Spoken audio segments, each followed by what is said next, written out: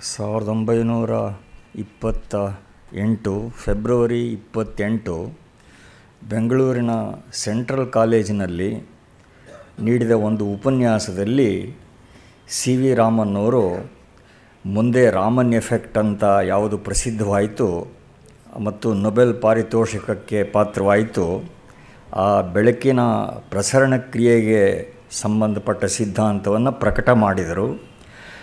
ಅದನ್ನು ಲಕ್ಷ್ಯದಲ್ಲಿಟ್ಟುಕೊಂಡು ಫೆಬ್ರವರಿ 28 ವಿಜ್ಞಾನ ದಿನ ಅಂತ ಎಲ್ಲ ಕಡೆ ಅನೇಕ ವರ್ಷಗಳಿಂದ ಆಚರಿಸುವ ರೂಢಿ ಬಂದಿದೆ. ನಮ್ಮ ಸಂಸ್ಥೆಯಲ್ಲಿ ಪ್ರತಿ ವರ್ಷ ವಿಜ್ಞಾನ ದಿನ ನಿಮಿತ್ತ ಕಾರ್ಯಕ್ರಮ ನಡೆಯುವಂತೆ ಡಾಕ್ಟರ್ ಬಿ ವಿ ಸುಬ್ಬರಾಯಪ್ಪ ಅವರು ನೀಡಿರುವ ದತ್ತಿ ಆಶ್ರಯದಲ್ಲಿ ಈ ಕಾರ್ಯಕ್ರಮ ನಡೀತಾ ಇದೆ. ಡಾಕ್ಟರ್ ಸುಬ್ಬರಾಯಪ್ಪ ಅವರು ಭಾರತದಲ್ಲಿ ವಿಜ್ಞಾನದ ವಿವಿಧ ಶಾಖೆಗಳ ವಿಕಾಸದ ಇತಿಹಾಸದ ಬಗ್ಗೆ ಬರೆದಿರುವ ಹಲವಾರು ಗ್ರಂಥಗಳು ಇಡೀ ಜಗತ್ತಿನಲ್ಲೇ ಮಾನ್ಯತೆ ಪಡ್ಕೊಂಡಿವೆ. ವಿಜ್ಞಾನದ ಇತಿಹಾಸಕ್ಕೆ ಸಂಬಂಧಿಸಿದ ವಿಶ್ವಸಂಸ್ಥೆಯ ಯುನೆಸ್ಕೋದ ತಜ್ಞ ಸಮಿತಿಯ ಅಧ್ಯಕ್ಷರೂ ಆಗಿದ್ದಾರೆ ಡಾಕ್ಟರ್ ಸುಬ್ಬರಾಯಪ್ಪ. ನಮ್ಮ ಕೇಂದ್ರ ಸರ್ಕಾರ ರಚಿಸಿರುವ national commission for the history of science in India ಆ ಶೃಂಗ ಸಮಿತಿಯ ಸಂಚಾಲಕರೂ ಆಗಿದ್ದಾರೆ. ನಮ್ಮ ಈ DVG ಸಭಾಂಗಣದ ನವೀಕರಣಕ್ಕೆ ಮೊಟ್ಟ ಮೊದಲ ದೊಡ್ಡ ಪ್ರಮಾಣದ ದೇಣಿಗೆ ನೀಡಿದವರು ಡಾಕ್ಟರ್ ಸುಬ್ಬರಾಯಪ್ಪ. ಅವರ ಈ ಉಪಕಾರವನ್ನು ಈ ಸಂದರ್ಭದಲ್ಲಿ ಕೃತಜ್ಞತೆಯಿಂದ ನೆನೆಯುತ್ತಾ ಅವರಿಗೆ ವಂದನೆ ಸಲ್ಲಿಸ್ತಾ ಇದ್ದೇನೆ. ಈ ವರ್ಷದ ಈ ದತ್ತಿ ಉಪನ್ಯಾಸ ನೀಡೋದಕ್ಕೆ ನಮ್ಮ ಕೋರಿಕೆಯಂತೆ ಮಿತ್ರರಾದ ಪ್ರೊಫೆಸರ್ M.R. ನಾಗರಾಜು ಅವರು ಆಗಮಿಸಿದ್ದಾರೆ. Professor M.R. ನಾಗರಾಜು ಅವರು ಸರ್ಕಾರಿ ಕಲಾ ಮತ್ತು ವಿಜ್ಞಾನ ಕಾಲೇಜಿನಲ್ಲಿ ರಸಾಯನಶಾಸ್ತ್ರದ ಪ್ರಾಧ್ಯಾಪಕರಾಗಿ ಅನೇಕ ವರ್ಷ ಸೇವೆ ಸಲ್ಲಿಸಿ ನಿವೃತ್ತರಾಗಿದ್ದಾರೆ ಮತ್ತು ಜನಪ್ರಿಯ ವಿಜ್ಞಾನ ಲೇಖಕರಲ್ಲಿ ಉಪನ್ಯಾಸಕರಲ್ಲಿ ಗಣ್ಯರಾಗಿದ್ದಾರೆ.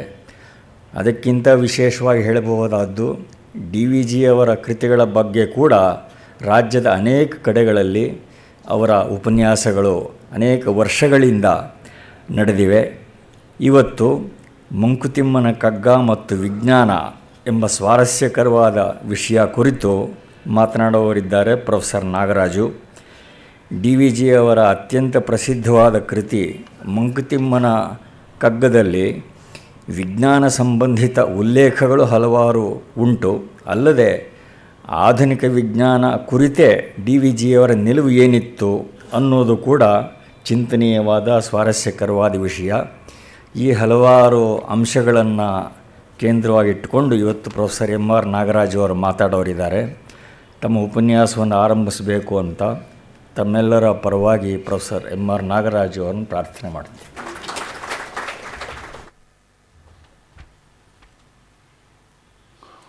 ಆತ್ಮೀಯ ಸಭಾಸದರಿಗೆಲ್ಲ ಗೌರವಪೂರ್ವಕ ನಮಸ್ಕಾರ.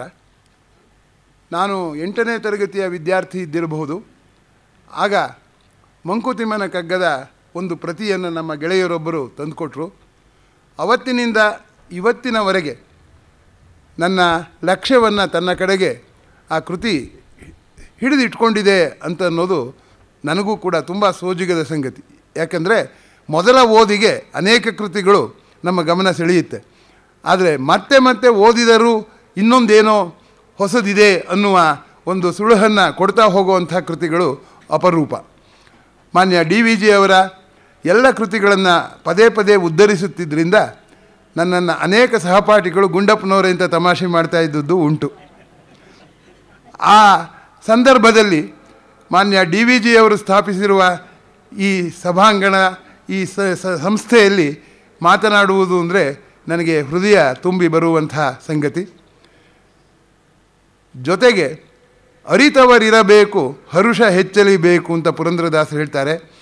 2ನೇ ಅರ್ಧದಲ್ಲಿ ನಾನು ಯಶಸ್ವಿ ಆಗ್ತೀನಿ ಅಂತ ಭರವಸೆ ಇಲ್ಲದಿದ್ದರೂ ಮೊದಲನೇ ಅರ್ಧ ಅರಿತ ಹಿರಿಯರೆಲ್ಲ ತಾವೆಲ್ಲ ಇದ್ದೀರಿ, ನಿಮ್ಮ ಮುಂದೆ ನಾನು ಮಾತಾಡ್ತಿದ್ದೀನಿ ಅನ್ನೋದೇ ನನಗೆ ಅತ್ಯಂತ ಹೆಮ್ಮೆಯ ಸಂಗತಿ ಅಂತ ನಾನು ಭಾವಿಸ್ಕೊಂಡಿದ್ದೇನೆ.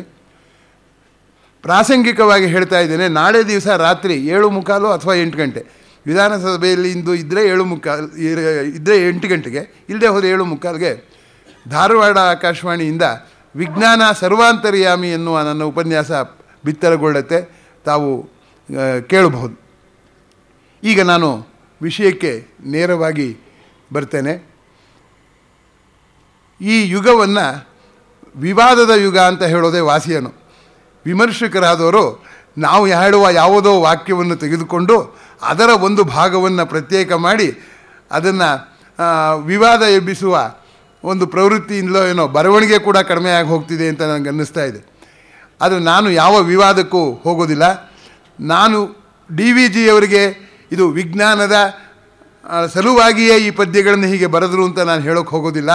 ಆದರೆ ವಿಜ್ಞಾನದ ಹಿನ್ನೆಲೆಯಲ್ಲಿ ಮರುಪರಿಶೀಲನೆ ಮಾಡಿದಾಗಲೂ ಕೆಲವೊಂದು ಪದ್ಯಗಳು ಹೇಗೆ ಗಮನ ಸೆಳೆಯುತ್ತೆ, ಹೇಗೆ ನನ್ನ ಗಮನ ಸೆಳೆಯಿತು ಅನ್ನುವುದರ ಬಗ್ಗೆ ಮಾತ್ರ ಹೇಳುವುದಕ್ಕೆ ನನಗೆ ಅಧಿಕಾರ ಇದೆ ಅಂತ ಭಾವಿಸಿ ಅದನ್ನು ಮಾತ್ರ ನಾನು ಹೇಳೋದಕ್ಕೆ ಪ್ರಯತ್ನ ಪಡ್ತೇನೆ. ಕೆಲವು ಆಯ್ದ ಪದ್ಯಗಳ ಉದಾಹರಣೆಯೊಂದಿಗೆ ಇದನ್ನು ನಾನು ನಿರೂಪಣೆ ಮಾಡ್ತಾ ಹೋಗ್ತೇನೆ. ಮಾನ್ಯ DVG ಅವರು ಅವರ ಬಳಿ ಬರವಣಿಗೆಯನ್ನು ಮಾಡ್ತಾ ಇದ್ದ ಪ್ರೊಫೆಸರ್ GT ನಾರಾಯಣ ರಾಯರು ಅವರ ಲೇಖನಗಳಿಗೆ ಮತ್ತು ಬೇರೆ ವಿಷಯಗಳಿಗೆ ಅವ್ರ ಹತ್ರ ಚರ್ಚೆ ಮಾಡುವಾಗ ಒಂದು ದಿವಸ ಹೋಗಿ ಹೇಳಿದ್ರಂತೆ, ನಿಮ್ಮ ಪದ್ಯದಲ್ಲೂ ವಿಜ್ಞಾನ ಇದೆ, ವಿಜ್ಞಾನಕ್ಕೆ ತುಂಬ ಹತ್ತಿರವಾಗುವಂಥ ಮೆಚ್ಚುಗೆ ಆಗುವಂಥ ಪದ್ಯಗಳಿದೆ ಅಂತ ಹೇಳಿದ್ರಂತೆ. ಆಗ DVG ಅವರ ಸ್ವಾಭಾವಿಕವಾದಂಥ ತೆರೆದ ಬಾಯಿಯ ನಕ್ಕು ಹೌದೇ ಅಂದ್ರಂತೆ. ಅವರು ಹೌದು ಅನ್ನಲಿಲ್ಲ, ಇಲ್ಲ ಅನ್ನಲಿಲ್ಲ, ಹೌದೇ ಅಂತ ಹೇಳಿದ್ರಂತೆ. ಕೆಲವೊಮ್ಮೆ ಪದಗಟ್ಟಲೆ ಮಾತಾಡಿದ್ದಾಗ ಅರ್ಥವಾಗದೇ ಇದ್ದದ್ದು ಒಂದೇ ಪದದಲ್ಲಿ ಅರ್ಥ ಆಗುತ್ತೆ. ಕೃಷ್ಣ ಚಿಣ್ಣರ ಬಡಿಯನು, ಅಣ್ಣನ ಬೈಯನು, ಬೆಣ್ಣೆಯ ಬೇಡನು, ಮಣ್ಣು ತಿನ್ನುವುದಿಲ್ಲ ಅಂತ 108 ಪ್ರತಿಜ್ಞೆ ಮಾಡಿದಾಗ ಗೋಪಿ ಮಗನ ಮಾತನ್ನು ಕೇಳುತ್ತಾ ಮುಗುಳು ನಗುತ್ತಾ ಅಂತ ಬರೀತಾರೆ ಪುರಂದರದಾಸರು. ಅವಳೇನು ಮುಂದೆ ಹೀಗೆ ಮಾಡ್ತಾನೆ ಮಗ ಅನ್ನೋ ಭರವಸೆ ಏನೂ ಇಲ್ಲ, ಅಥವಾ ನೀನು ಮಾಡಿದ ತಪ್ಪು ಅಂತ ಹೇಳಲಿಲ್ಲ. ಅವನು ಹಾಗೆ ಹೇಳಿದ ತಕ್ಷಣ ಅವಳ ಪ್ರತಿಕ್ರಿಯೆ ಮುಗುಳು ನಗೆ.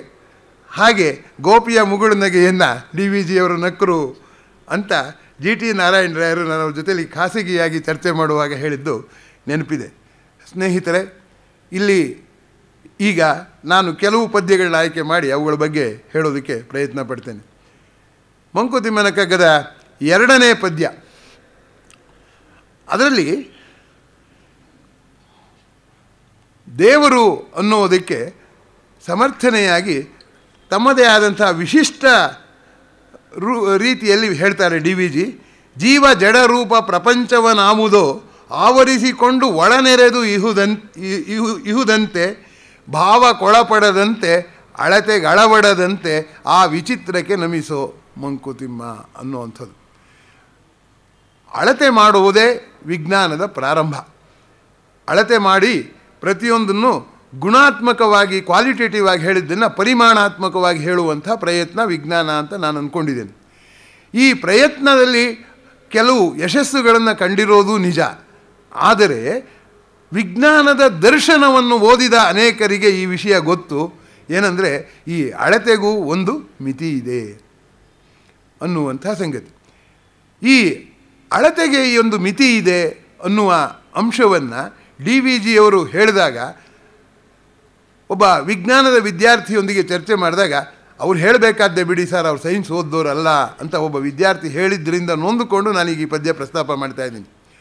ಭಾವ ಕೊಳಪಡದಂತೆ ಅಂತ ನಾವು ಹೇಳ್ತಿದ್ದೀವಲ್ಲ, ನಾವು ಭಾವಿಸಿಕೊಳ್ಳುವುದಕ್ಕೆ ಕಲ್ಪನೆಗೆ ಒಳಪಡೋದಿಲ್ಲ. ಒಂದು ನಕ್ಷತ್ರ 5000 ಜ್ಯೋತಿರ್ವರ್ಷ ಇದೆ ಅಂತ ನಮ್ಮ ಪುಸ್ತಕದಲ್ಲಿ ಕೊಡ್ತಾರೆ. ಜ್ಯೋತಿರ್ವರ್ಷನ ನಾವು ಕಲ್ಪಿಸ್ಕೊಳ್ಳೋದು ಹೇಗೆ? 1 ಸೆಕೆಂಡಿಗೆ 1,86,000 ಮೈಲಿ ಹೋಗುವ ಬೆಳಕು 1 ವರ್ಷಕ್ಕೆ ಎಷ್ಟು ದೂರ ಹೋಗುತ್ತೆ? 5,000 ವರ್ಷಕ್ಕೆ ಎಷ್ಟು ದೂರ ಹೋಗುತ್ತೆ? ಅದನ್ನು ನಾವು ಕಲ್ಪಿಸ್ಕೊಳ್ಬಲ್ಲವೇ? ಸಂಖ್ಯೆಗಳಲ್ಲಿ ಹೇಳಬಲ್ಲೆವು ಮಾತ್ರ. ಆದ್ದರಿಂದ ಅನೇಕ ವೇಳೆ ಅಗಾಧವಾದ ಪರಿಣಾಮವನ್ನು ಹೇಳುವುದಕ್ಕೆ ಘಾತಗಳಲ್ಲಿ ಹೇಳೋದು ವಿಜ್ಞಾನದಲ್ಲಿ ರೂಢಿ. ಹೇಳಿದ ಸಮಾಧಾನ ಹೇಳಿದವರಿಗೆ ಸಿಗತ್ತೆ ಹೊರತು ಕೇಳಿದವರಿಗೆ ಕಲ್ಪನೆ ಸಿಗೋದಿಲ್ಲ ಅನ್ನೋದಕ್ಕೆ ಬೆಳಕಿನ ವೇಗ 1,86,000 ಮೈಲಿ 1 ಸೆಕೆಂಡ್ಗೆ ಅಂದರೆ ಇಷ್ಟೊಂದ ಅಂತ ಅನ್ಸುತ್ತೆ. ಅದನ್ನೇ ಘಾತದಲ್ಲಿ ಹೇಳಿಬಿಟ್ಟು 3 × 10⁸ ಮೀಟರ್ ಅಂದರೆ ಅಷ್ಟೇ ಅನಿಸುತ್ತೆ. ಯಾಕೆಂದರೆ 3, 10, 8 ಎಲ್ಲ ನಮಗೆ ಪರಿಚಯ. ಆ ಪರಿಚಿತವಾದ 3, 10, 8 ಅಪರಿಚಿತವಾದ 3 × 10⁸ ಸುಲಭ ಅನ್ನಿಸ್ಬಿಡುತ್ತೆ. ಆದರೆ ನಮ್ಮ ಭಾವಕ್ಕೆ ಒಳಪಟ್ಟಿಲ್ಲ ಅಂತ ನಾವು ಒಪ್ಕೋಬೇಕಾಗುತ್ತೆ. ಇನ್ನು ಅಳತೆಗೆ ಅಳವಡದಂತೆ ಅನ್ನುವಂಥ ಮಾತು. ಅಳತೆಗೆ ಅಳವಡೋದಿಲ್ಲ ಅಂತನ್ನೋ ಮಾತು ಹೇಳಿದಾಗ ಮನುಷ್ಯ ಅಳದಿಲ್ವೇ? ಖಂಡಿತವಾಗಿ ಅಳತೆ ಮಾಡಿದ್ದಾನೆ. ವಿಶ್ವ ಅನ್ನೋದು ಅನಂತ ಅಂತ ಭಾವಿಸಿದಂಥ ಕಾಲ ಒಂದಿತ್ತು. ಬರೀ ಕಣ್ಣಿಗೆ ಕಾಣುವ ನಕ್ಷತ್ರಗಳು ಅನಂತ ಅಂತ ಭಾವಿಸಿದ ಕಾಲ ಒಂದಿತ್ತು. ಆದರೆ ಬರೀ ಕಣ್ಣಿಗೆ ಕಾಣುವ ನಕ್ಷತ್ರಗಳ ಸಂಖ್ಯೆ ಕೆಲವೇ ಸಾವಿರ ಅಂತ ಈಗ ನಮಗೆ ಅಂದಾಜು ಸಿಕ್ಕಿದೆ. ದೂರದರ್ಶಕದ ಮೂಲಕ ನೋಡೋದು ಬೇರೆ, ದೂರದರ್ಶಕದ ಮೂಲಕ ನೋಡೋದು ಬೇರೆ. ಬರೀ ಕಣ್ಣಿಗೆ ಕೆಲವೇ ಸಾವಿರ ನಕ್ಷತ್ರಗಳು ಕಾಣುತ್ತೆ. ಆದರೂ ಅದನ್ನೇ ಅನಂತ ಅಂದ್ಕೊಂಡಿರೋದು ನಿಜ. ಆದರೆ DVG ಅವರು ಆ ಅಜ್ಞತೆಯಿಂದ ಹೇಳಿದ್ದಾರೆ ಅಂತ ಹೇಳುವ ವಿಜ್ಞಾನದ ಅಜ್ಞರು ಇದ್ದಾರೆ. ಆದರೆ ಒಂದು ಅಂಶವನ್ನು ನಾನು ಹೇಳೋದಕ್ಕೆ ಇಷ್ಟಪಡ್ತೇನೆ. ವಿಶ್ವ ಶಾಂತ ಅಂತ ಹೇಳಿದ್ದಾರೆ ಹೊರತು ಕಲ್ಪನೆಗೆ ನಿಲ್ಕೋವಂಥದ್ದು ಅಂತ ಹೇಳಿಲ್ಲ. ಜೊತೆಗೆ ವಿಶ್ವ ವಿಕಾಸ ಆಗ್ತಾ ಇದೆ ಅಂತ ಹೇಳ್ತಾ ಇರಬೇಕಾದ್ರೆ ಎಲ್ಲಿವರೆಗೆ ವಿಕಾಸ ಆಗುತ್ತೆ ಅಂತ ನಮಗಿನ್ನೂ ಹೇಳೋದಕ್ಕೆ ಬಂದಿಲ್ಲ. ಜೊತೆಗೆ ಬ್ಲ್ಯಾಕ್ ಬಾಡೀಸ್, ಕೃಷ್ಣ ಕಾಯಗಳು ಅಂತ ಏನು ಕರೀತಾರೆ, ಅವುಗಳು ವಿಶ್ವದಲ್ಲಿ ಇದೆ ಅಂತ ಊಹೆ ಮಾಡಿ ನಾವು 100 ವರ್ಷ ಆಗಿಲ್ಲ. ಅವುಗಳ ಇರುವಿಕೆಯನ್ನು ಪ್ರಯೋಗದಲ್ಲಿ ಸ್ಥಾಪನೆ ಮಾಡಿ ಕೆಲವು ದಶಕಗಳಾಗಿವೆ. ಎಷ್ಟು ಸಂಖ್ಯೆಯಲ್ಲಿ ಅವು ಇವೆ, ಅವುಗಳ ದ್ರವ್ಯರಾಶಿ ಏನು ಅಂತ ಲೆಕ್ಕ ಹಾಕಕ್ಕೆ ಇನ್ನೆಷ್ಟು ವರ್ಷ ಬೇಕಾಗ್ಬೋದು ಅಂದಾಜು ಮಾಡಿ. ಎರಡನೇ ಅಂಶ, ಅತ್ಯಂತ ಹೆಚ್ಚು ದ್ರವ್ಯರಾಶಿ ಇರುವ ನಕ್ಷತ್ರಗಳು ನಮಗೆಲ್ಲರಿಗೂ ಅಂದಾಜಿದೆ. ಭೂಮಿಯ ಅನೇಕ ಲಕ್ಷ ಪಟ್ಟು ಗಾತ್ರ ಇರುವಂಥ ನಕ್ಷತ್ರಗಳು ಅಂತ. ಆ ನಕ್ಷತ್ರಗಳೆಲ್ಲ ದೂರ ಸರಿತಾ ಇವೆ. ಯಾವ ವೇಗದಲ್ಲಿ? ಬೆಳಕಿನ ವೇಗವನ್ನು ಹೋಲುವ ವೇಗದಲ್ಲಿ, ಕಡಿಮೆ ವೇಗದಲ್ಲೆಲ್ಲ, ಜ್ಞಾಪಕ ಇಟ್ಕೊಳ್ಳಿ. ಬೆಳಕಿನ ವೇಗವನ್ನು ಹೋಲುವ ವೇಗದಲ್ಲಿ ದೂರ ಸರಿತಾ ಇದೆ ಅಂತ ಡಾಪ್ಲರ್ ಪರಿಣಾಮ ಹೇಳುತ್ತೆ. ಅವುಗಳನ್ನ ಅಷ್ಟು ವೇಗದಲ್ಲಿ ತಳ್ಳಬೇಕಾದರೆ ಎಷ್ಟು ಶಕ್ತಿ ಬೇಕು? ಆ ಬೇಕಾಗುವ ಶಕ್ತಿಯನ್ನು ಪರಿಮಾಣಾತ್ಮಕವಾಗಿ ನಾವು ಹೇಳೋದಿರಲಿ, ಗುಣಾತ್ಮಕವಾಗಿ ಕಲ್ಪಿಸಿಕೊಂಡರೂ ಕುವೆಂಪು ಅವರು ಹೇಳುವ ರಸರೋಮಾಂಚನವಾಗುತ್ತೆ. ಎಲ್ಲ ಅಂದಾಜು ಮಾಡಿ 80%ಕ್ಕೂ ಹೆಚ್ಚು ದ್ರವ್ಯರಾಶಿ, ವಿಶ್ವದಲ್ಲಿರುವಂಥ ದ್ರವ್ಯರಾಶಿ ನಮ್ಮ ಲೆಕ್ಕಾಚಾರಕ್ಕೆ ಸಿಕ್ಕಿಲ್ಲ. ಡಾರ್ಕ್ ಮ್ಯಾಟರ್ ಅಂತ ಹೇಳ್ತಾರೆ. 80%ರಷ್ಟು ಎನರ್ಜಿ ನಮಗಿನ್ನೂ ಲೆಕ್ಕಕ್ಕೆ ಸಿಕ್ಕಿಲ್ಲ. ಅದನ್ನು ಡಾರ್ಕ್ ಎನರ್ಜಿ ಅಂತ ಹೇಳ್ತಾರೆ. ಈಗ DVG ಅವರು ಹೇಳಿದ ಅಜ್ಞತೆಯೋ ಅಥವಾ ನಾನು ನಮ್ಮ ಪ್ರಯೋಗಾಲಯದಲ್ಲಿ ಮೀಟ್ರ್ಗಳು ಇಟ್ಕೊಂಡು ಅಳತೆ ಮಾಡಿಬಿಟ್ಟು ವಿಶ್ವದ ಬಗ್ಗೆ ಆಗಲಿ ಬೇರೆ ಸಂಗತಿಗಳ ಬಗ್ಗೆ ನಮಗೆ 80% ಗೊತ್ತಿಲ್ಲ ಅನ್ನೋದು ಅಜ್ಞತೆಯೋ, ಇದು ನಾವಿಲ್ಲಿ ಗಮನಿಸಬೇಕಾದಂಥ ಸಂಗತಿ. ಕಳೆದ ವರ್ಷವಷ್ಟೇ ಒಬ್ಬ ನೊಬೆಲ್ ಪಾರಿತೋಷಕ ವಿಜೇತರು ಭೌತ ವಿಜ್ಞಾನದಲ್ಲಿ ಅವರು ಬಂದು ಭಾರತೀಯ ವಿಜ್ಞಾನ ಮಂದಿರದಲ್ಲಿ ಉಪನ್ಯಾಸ ಮಾಡಿದರು. ಅವರು ಹೇಳ್ತಾರೆ, ಅನೇಕ ವಿಷಯಗಳು ಗೊತ್ತಿಲ್ಲದೆ ಇರುವಂಥದ್ದಿದೆ, ಅದರಲ್ಲಿ ಭೌತಶಾಸ್ತ್ರದಲ್ಲಿ ಗೊತ್ತಿಲ್ಲದೆ ಇರೋದನ್ನು 25 ಮಾತ್ರ ಪಟ್ಟಿ ಮಾಡ್ತೀನಿ ಅಂತ ಅವರು ಪಟ್ಟಿ ಮಾಡಿದ್ರಲ್ಲಿ ಈ ಡಾರ್ಕ್ ಮ್ಯಾಟರ್ ಮತ್ತು ಡಾರ್ಕ್ ಎನರ್ಜಿ ಬಗ್ಗೆ ಪ್ರಸ್ತಾಪ ಮಾಡಿದರು. ಕಾನ್ಷಿಯಸ್ನೆಸ್ ಅಥವಾ ಪ್ರಜ್ಞೆ ಅನ್ನೋದನ್ನು ದ್ರವ್ಯಗಳ ವರ್ತನೆಯಿಂದ ವಿವರಿಸೋಕ್ಕಾಗಿಲ್ಲದೆ ಇರೋದ್ರಿಂದ ಭೌತಶಾಸ್ತ್ರ ಇದರಲ್ಲಿ ಮೌನವಾಗಿದೆ ಅನ್ನುವ ಮಾತನ್ನು ಹೇಳಿದರು. ಅದರಿಂದ DVG ಅವರ ಎರಡನೆಯ ಪದ್ಯವನ್ನು ನೊಬೆಲ್ನ ಪಾರಿತೋಷಕ ವಿಜೇತರು ಒಪ್ಪಿಕೊಳ್ಳೋದು, ಪದವಿಯನ್ನು 3 ಸರಿ ಫೇಲ್ ಆಗಿರೋರು ಒಪ್ಕೊಡದೇ ಇರೋದು ಇರುವಾಗ ನಾವು ಯಾರ ಕಡೆಗೆ ಹೋಗಬೇಕು ಅನ್ನೋದು ತಾವೇ ನಿರ್ಧಾರ ಮಾಡ್ಬೋದು. ಈಗ ನಿಗೂಢತೆಯನ್ನು, ಬದುಕಿನ ನಿಗೂಢತೆಯನ್ನು ಹೇಳುವಾಗ ನಾನೀಗ ಡಾರ್ಕ್ ಮ್ಯಾಟರ್, ಡಾರ್ಕ್ ಎನರ್ಜಿ ಅಂತ ಕಷ್ಟಪಟ್ಟು ಹೇಳಿ DVG ಅವರಿಗೆ ಸಮರ್ಥನೆ ಕೊಟ್ಟೆ. ಆದರೆ ಅದೇ ನಿಗೂಢತೆಯನ್ನು, ಕಾನ್ಷಿಯಸ್ನೆಸ್ ಅನ್ನೋದನ್ನ ಒಬ್ಬ ನೊಬೆಲ್ ಲಾರೆಟ್ ಹೇಳಿದ್ದನ್ನು DVG ಅವರು ಕೂಡ ಪ್ರಸ್ತಾಪ ಮಾಡಿದ್ದಾರೆ. 17ನೇಯ ಪದ್ಯ ಅದರಲ್ಲಿ ಅವ್ರು ಹೇಳ್ತಾರೆ, ಗಾಳಿ ಮಣ್ಣುಂಡೆ ಹೊಳವಕ್ಕು ಹೊರ ಹೊರಳಲದು ಆಳೆನಿಪುದು ಅಂತಾಗದಿರೆ ಬರಿಯ ಹೆಂಟೆ. ಗಾಳಿ ಮಣ್ಣುಂಡೆ ಒಳಹೊಕ್ಕು ಹೊರ ಹೊರಳಲದು ಆಳೆನಿಪುದು ಅಂತಾಗದಿರೆ ಬರಿಯ ಹೆಂಟೆ. ಈಗ ಜೀವಕ್ಕೂ ಜೀವ ಇಲ್ಲದ್ದಕ್ಕೂ ಇರುವ ವ್ಯತ್ಯಾಸ ಏನು ಅನ್ನೋದನ್ನು DVG ಅವರು ಹೇಳಿದ ರೀತಿ ನೋಡಿ. ಮಣ್ಣುಂಡೆ ಅಂತ ಕರೀತಾರೆ ದೇಹನ. ನಾವು ಹೇಳ್ತೀವಲ್ವ, ಎಂಥದ್ದು, ಶರೀರ ಅನ್ನೋದು ಜಡ ವಸ್ತುವಿನಿಂದಲೇ, ಅದು ಆತ್ಮದ ಮನೆ ಜಡ ಅಂತಲೇ DVG ಇನ್ನೊಂದು ಪದ್ಯದಲ್ಲಿ ಹೇಳ್ತಾರೆ. ಅದು ಮುಂದೆ ಬರ್ತೀನಿ ನಾನು. ಏನೇ ಆಗಲಿ ಗಾಳಿ ಒಳ ಹೊಕ್ಕು ಹೊರ ಹೊರಳಿದ್ರೆ ಮಾತ್ರ ಅದು ಜೀವ ಅನ್ನಿಸ್ಕೊಳ್ಳುತ್ತೆ ಅನ್ನುವಾಗ ಆ ಒಳ ಹೊಕ್ಕು ಹೊರ ಹೊರಳೋದ್ರಲ್ಲಿ ಏನು ವಿಶೇಷ ಇದೆ ಅನ್ನುವ ಪ್ರಶ್ನೆ ಹಾಕಿದಾಗ ಜಡಕ್ಕೂ ಜೀವಕ್ಕೂ ಇರುವ ತೆಳುವಾದ ಗೆರೆಯನ್ನು ಅವರು ಹೇಳಿರುವ ರೀತಿಯನ್ನು ಗಮನಿಸಿದರೆ ಮತ್ತೆ ಅಳತೆಗಳವಡದಂತೆ ಅನ್ನುವಂಥದ್ರ ಮಹತ್ವ ಏನು ಅಂತ ಗೊತ್ತಾಗುತ್ತೆ. ವಿಲಿಯಂ ಜೇಮ್ಸ್ ಹೇಳ್ತಾನೆ, ಇಲ್ಲಿ ಒಂದು ನಾಯಿ ಇದೆ, ಇಲ್ಲೊಂದು ತುಂಡು ಮಾಂಸ ಇದೆ, ಇದು ನಾಯಿಯೂ ಒಂದು ರೀತಿಯಲ್ಲಿ ತುಂಡು ಮಾಂಸವೇ, ಅದು ಜೀವಂತ ಅಂತ ನಾವು ಒಂದು ಪದ ಕಳೆದ್ಬಿಟ್ಟು ಔಸಿಟ್ಬಿಡ್ತೀವಿ ನಿಗೂಢತೆಯನ್ನು. ಇದನ್ನು ನೋಡ್ತಿದ್ದ ಹಾಗೆ ನಾಯಿಯ ಬಾಯಲ್ಲಿ ಜೊಲ್ಲು ಸುರಿತಾ ಇದೆ. ಈ ನಾಯಿಯ ಜೀವಂತ ಮಾಂಸವನ್ನು ನೋಡಿ ಈ ಮಾಂಸದಲ್ಲಿ ಪ್ರತಿಕ್ರಿಯೆ ಇಲ್ಲ, ಇದು ಏನು ವಿಶೇಷ ಅಂತ ಕೇಳ್ತಾರೆ DVG ಅವರು, ವಿಲಿಯಂ ಜೇಮ್ಸ್ ಅವರು. ಅವರು ಹೇಳಿದ ರೀತಿಯನ್ನು, DVG ಅವರು ಹೇಳಿರುವ ರೀತಿಯನ್ನು ಬೇರೆ ಆದರೂ ಕೂಡ ಆಶಯ ಒಂದೇ ಅನ್ನೋದನ್ನು ಗಮನಿಸಿ. ಒಬ್ಬ ಮನುಷ್ಯ ದೂರದರ್ಶಕ ನೋಡ್ತಾ ಕೂತಿದ್ದಾನೆ, ದೂರದರ್ಶಕದಲ್ಲಿ ಅಥವಾ ಸೂಕ್ಷ್ಮದರ್ಶಕದಲ್ಲಿ ಏನನ್ನೋ ನೋಡ್ತಾ ಕೂತಿದ್ದಾನೆ ಅಂತ ಭಾವಿಸೋಣ. ಅವನು ಕಣ್ಣು ನೋಡ್ತಾ ಇದೆ, ಅನೇಕ ವಿಷಯಗಳನ್ನ ಗ್ರಹಿಸ್ತಾ ಇದ್ದಾನೆ, ಇದ್ದಕ್ಕಿದ್ದ ಹಾಗೆ ಅವನು ಹಾರ್ಟ್ ಅಟ್ಯಾಕ್ ಆಗಿ ಸತ್ತು ಹೋಗ್ತಾನೆ ಅಂತ ಇಟ್ಕೊಳ್ಳೋಣ. ಆದರೂ ಆ ದೇಹದಲ್ಲಿರುವ ಎಲ್ಲ ಕಣಗಳು ಹಾಗೇ ಇವೆ, ಎಲ್ಲ ಕ್ರಿಯೆಗಳು ಹಾಗೇ ಇವೆ, ಆದರೆ ನೋಡುವ ಕ್ರಿಯೆ ನಿಂತು ಹೋಗಿದೆ. ಈ ನೋಡುವ ಕ್ರಿಯೆ ನಿಂತು ಹೋದ್ದು ಗಾಳಿ ಒಳ ಹೊಕ್ಕು ಹೊರ ಹೊರಡೋದು ನಿಲ್ತಿದ್ದ ಹಾಗೇ ಅದು ಮಣ್ಣ ಹೆಂಟೆಯಾಗುತ್ತೆ ಅನ್ನುವಂಥ ಮಾತು. ಆತ್ಮೀಯರೇ, ಇದುವರೆಗೂ ಮನಸ್ಸು ಅಂದರೆ ದ್ರವ್ಯಕ್ಕಿಂತ ಭಿನ್ನವಾದದ್ದು ಯಾವುದು ಅನ್ನೋದು ವಿಜ್ಞಾನದ ಹುಡುಕಾಟಕ್ಕೆ ನಿಲುಕದ ವಸ್ತುವೇ ಅನ್ನೋದನ್ನು ನಿಮ್ಮ ಗಮನಕ್ಕೆ ಹೇಳೋದಕ್ಕೆ ಬಯಸ್ತೀನಿ.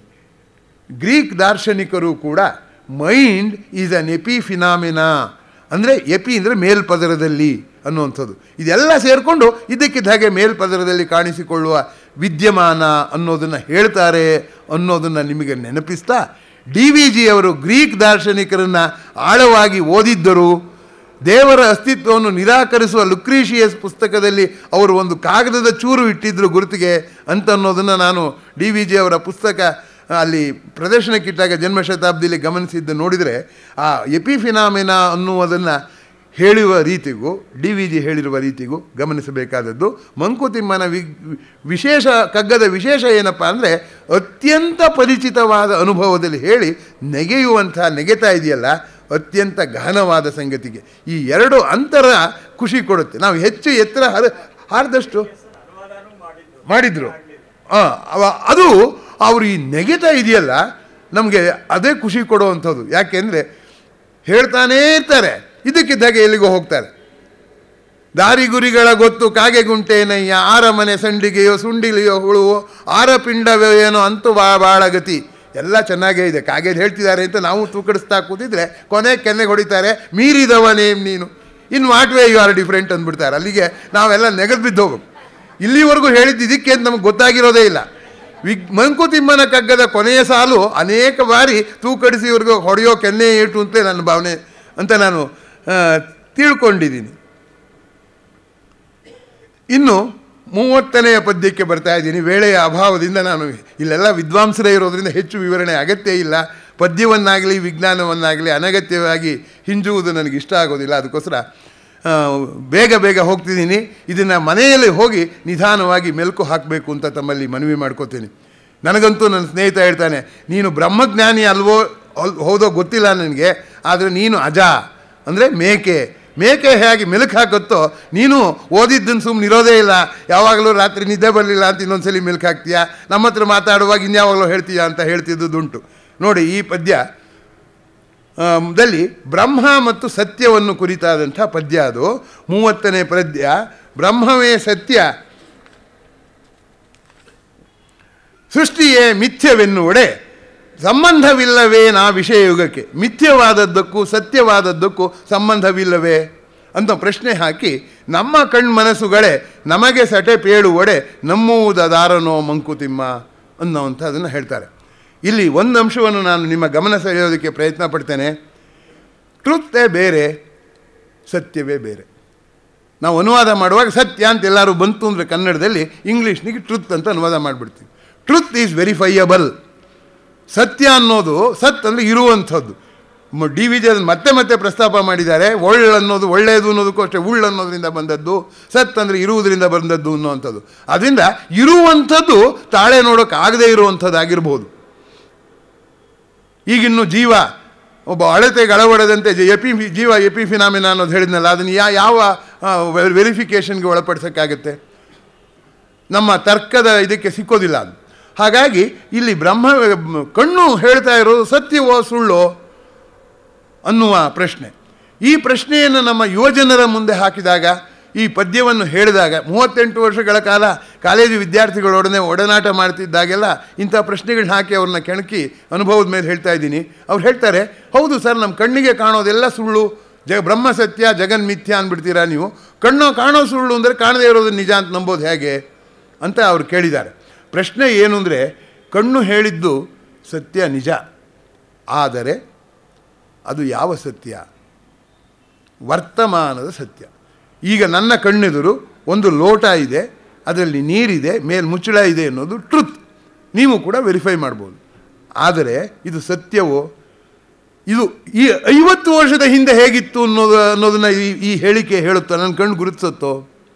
50 ವರ್ಷ ಆದಮೇಲೆ ಈ ಲೋಟ ಎಲ್ಲಿ ಹೋಗುತ್ತೆ, ಈ ಮುಚ್ಚಳ ಎಲ್ಲಿ ಹೋಗುತ್ತೆ, ನಾನೆಲ್ಲಿ ಹೋಗ್ತೀನಿ, ನೀವೆಲ್ಲಿ ಹೋಗ್ತೀರಾ ಹೇಳೋಕ್ಕಾಗುತ್ತೋ? ಹೀಗಾಗಿ ಕಣ್ಣು ಹೇಳುವ ಸತ್ಯ ಸುಳ್ಳು ಅಂತ ಹೇಳಬೇಕಾಗಿಲ್ಲ, ಆದರೆ ಪೂರ್ಣ ಸತ್ಯದ ಒಂದು ನೆರಳು. ಭೂತವನ್ನು ಅವಿತಿಟ್ಟು ಭವಿಷ್ಯವನ್ನು ಕಾಣದಂತೆ ಮಾಡಿ ವರ್ತಮಾನದಲ್ಲಿ ನಮಗೆ ಸೃಷ್ಟಿಸುವ ಒಂದು ಭ್ರಮೆ. ಆ ಭ್ರಮೆ ಸುಳ್ಳು ಅನ್ನೋತಿರೋ ನಿಜ ಅಂತಿರೋ? ನಾವು ಮಕ್ಕಳನ್ನು ಜಗತ್ತಿನ ಬಗ್ಗೆ ಅಂಟುಕೊಳ್ಬೇಡಿ, ಅದರಿಂದ ಜಗನ್ಮಿಥ್ಯೆ ಅಂತ ಹೇಳಿದರೆ, ಈ ಜಗತ್ತು ಈಗ ಕಾಣೋದು ಸುಳ್ಳು ಅಂತ ಅನ್ನೋದಕ್ಕೆ ಏನು ಉತ್ತರ ಹೇಳಬೇಕು ನಾವು? ಆ ಉತ್ತರ ಏನಾಗಿರ್ಬೋದು? ಹಾಗಾಗಿ ಇಲ್ಲಿ ಪ್ರಶ್ನೆ ಏನಪ್ಪ ಅಂತಂದರೆ, ನಾವು ಅತ್ಯಂತ ನಂಬಿ ಬಾಳ್ತಾ ಇರುವಂಥ ಪಂಚೇಂದ್ರಿಯಗಳಿವೆಯಲ್ಲ, ಇವು ಹೇಳುವೆಲ್ಲವೂ ಕಾಲಬದ್ಧ ಸತ್ಯ, ದೇಶಬದ್ಧ ಸತ್ಯ, ಕಾಲಾತೀತ ದೇಶಾತೀತ ಸತ್ಯದ ಒಂದು ನೆರಳು ಅಂದಮೇಲೆ ಅದು ಸತ್ಯವೇ, ಆದರೆ ಅದು ಶಾಶ್ವತವಾದ ಸತ್ಯ ಅಲ್ಲ. ಅಂದ್ರೇನಾಯಿತು? ಸತ್ಯ ಅನ್ನೋದು ಏಕವಚನವಲ್ಲ ಅಂತಾಯಿತು. ಸುಳ್ಳು ಬಹುವಚನ, ಸತ್ಯ ಏಕವಚನ ಅಂತ ನಾವು ಬಹಳ ಕಾಲದಿಂದ ನಂಬ್ಕೊಂಬಂದಿರೋ ಜನ ಈಗ ಬುಡಕ್ಕೆ ಏಟು ಹಾಕಿದ್ದಾರೆ. ಡಿ ವಿ ಜಿ ನಮ್ಮ ಮನಸ್ಸುಗಳು ಹೇಳೋದು ಸುಳ್ಳಲ್ಲ ಅನ್ನೋದು, ಅದು ಸತ್ಯನೇ ಇರಬೇಕು ಅಂತಾರೆ. ಸತ್ಯ ಅಂತ ಒಪ್ಕೋತೀವಿ ಅಂದ್ರೆ ಹಾಗೆ ಸತ್ಯವೇ ಅಂತಾರೆ. ಆದ್ದರಿಂದ ಈ ಸತ್ಯದ ಒಂದು ಸ್ವರೂಪವನ್ನು ಬಹಳ ಕಾಲ ಉಳಿಸುವಂಥ ಗುಂಗನ್ನು ಸೃಷ್ಟಿ ಮಾಡುತ್ತಲ್ಲ ಈ ಪದ್ಯ ಮಂಕುತಿಮ್ಮನ ಕಗ್ಗ, ಅದರ ಜನಪ್ರಿಯತೆಗೆ ಅದು ಒಂದು ಕಾರಣ ಅಂತ ನಾನು ತಿಳ್ಕೊಂಡಿದ್ದೀನಿ.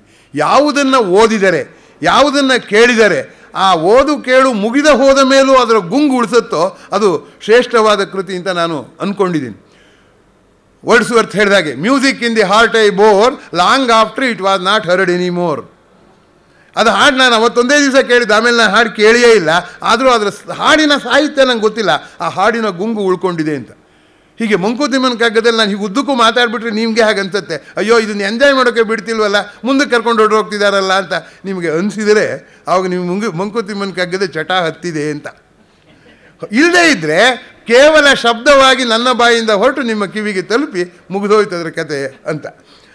ಆತ್ಮೀಯರೇ, ಈ ಪ್ರಶ್ನೆ ಹಾಕಿರುವಂಥದ್ದು ಗಮನಿಸಬೇಕಾದದ್ದು, ಒಂದು ಮ್ಯಾಗ್ನೆಟ್ಗೆ ನಾರ್ತ್ ಪೋಲ್ ಸೌತ್ ಪೋಲ್ ಇರೋ ಹಾಗೆ ಇಂದ್ರಿಯ ಗ್ರಾಹ್ಯ ಸತ್ಯ ಒಂದು ತುದಿಯಾದರೆ ಇಂದ್ರಿಯ ಗ್ರಾಹ್ಯವಲ್ಲದದ್ದು ಇನ್ನೊಂದು ತುದಿ. ಈ ಎರಡು ತುದಿಯನ್ನು ಪ್ರತ್ಯೇಕಿಸಲು ಸಾಧ್ಯವಿಲ್ಲ. ಸೋಫಾ ಇಂದ್ರಿಯ ಗ್ರಾಹ್ಯ ಸತ್ಯ, ಸೋಫಾದ ಮೇಲೆ ಕೂತ್ಕೊಂಡು ಆಗುವ ಸುಖಾನ್ ವಿವರಿಸಿ ನೀವು, ಅದು ಇಂದ್ರಿಯ ಗ್ರಾಹ್ಯವಾಗೋದಿಲ್ಲ. ಹಾಗಾಗಿ ಕಾಣದ ಮನಸ್ಸು, ಕಾಣುವ ಶಬ್ದ, ಹೇಗೆ ನಮ್ಮ ಅನುಭವಕ್ಕೆ ಎರಡು ತುದಿಗಳಿದೆಯೋ, ಇಡೀ ಜಗತ್ತಿಗೆ ಇಂದ್ರಿಯ ತೋರಿಸುವ ಸತ್ಯ, ಅದಕ್ಕೆ ಕಾರಣವಾದಂಥದ್ದು ಇನ್ನೊಂದು. ಎರಡೂ ಅವಿನ ಆಗಿ ಕೂತ್ಬಿಟ್ಟಿದೆ. ಎರಡನ್ನು ಬೇರ್ಪಡಿಸೋಕ್ಕೆ ಹೋದರೆ ಆಗೋದಿಲ್ಲ. ಆ ಅಂಶವನ್ನು ಈ ಪದ್ಯ ಎಷ್ಟು ಚೆನ್ನಾಗಿ ನೆನಪು ಮಾಡಿಕೊಡ್ತಾ ಇದೆ ಅನ್ನುವಂಥದ್ದನ್ನು ನಾವಿಲ್ಲಿ ಗಮನಿಸಬೇಕಾದದ್ದು. ಕಣ್ಣನ್ನೇ ನಂಬಿರೋರು ಸ್ವಲ್ಪ ಬುಡ ಹಿಡಿದು ಅಲುಗಾಡಿಸಿದ್ದಾರೆ ಡಿ ವಿ ಜಿಯವರು. ಅದು ಸತ್ಯವೋ ಇಲ್ಲ ಸುಳ್ಳೋ ಅಂತ. ಸ್ನೇಹಿತರೆ, ಇನ್ನು 34ನೆಯ ಪದ್ಯಕ್ಕೆ ಹೋಗ್ತೀನಿ. ಡಿ ವಿ ಜಿಯವರ 34ನೆಯ ಪದ್ಯ ಹೀಗೆ ಹೇಳುತ್ತೆ. ಮತ್ತೆ ಡಿ ವಿ ಜಿಯವರು ಗ್ರೀಕ್ ದಾರ್ಶನಿಕರ ಪ್ರಭಾವಕ್ಕೆ ಒಳಗಾಗಿದ್ದರು ಅನ್ನೋದಕ್ಕೆ ಪ್ರಭಾವಕ್ಕೊಳಗಾಗಿದ್ರು ಅಂದರೆ ಅವರಿಂದ ಪಾಠ ಕಲ್ತ್ಕೊಂಡ್ರು ಅಂತಲ್ಲ, ತಮ್ಮ ಆಲೋಚನೆಯ ಗ್ರೀಕ್ ದಾರ್ಶನಿಕರ ಆಲೋಚನೆಯಲ್ಲಿರುವ ಸಾಮ್ಯವನ್ನು ಅವರು ಆನಂದಿಸಿದ್ರು ಅಂತ ನಾನು ಅರ್ಥ ಮಾಡ್ಕೋತೀನಿ. ತಾವು ಹಾಗೆ ಮಾಡ್ಕೋಬೇಕು. ನೋಡಿ, ಎಷ್ಟು ಚಿಂತಿಸಿದೊಡಂ ಶಂಕೆಯನ್ನು ಬೆಳೆಸುವಿ ಸೃಷ್ಟಿಯಲ್ಲಿ, ತತ್ವವೆಲ್ಲಿಯೋ ಬೆದಕಿ ನರನು ಕಷ್ಟಪಡುತ್ತಿರಲೆನ್ನುವುದೇ ಬ್ರಹ್ಮ ವಿಧಿಯೇನೋ. ಅಷ್ಟೇ ನಮ್ಮಯ್ಯ ಪಾಡು ಮಂಕೋತೀನಿ. ನಾವು ಜಗತ್ತನ್ನು ಅರ್ಥ ಮಾಡ್ಕೋತೀವಿ ಅಂತ ಏನಾದರೂ ಹೋದರೆ ಎಷ್ಟು ಚಿಂತಿಸಿದರೆ ಅದಕ್ಕಿಂತ ಹೆಚ್ಚಿಗೆ ಶಂಕೆಯನ್ನು ಬೆಳೆಸುತ್ತೆ.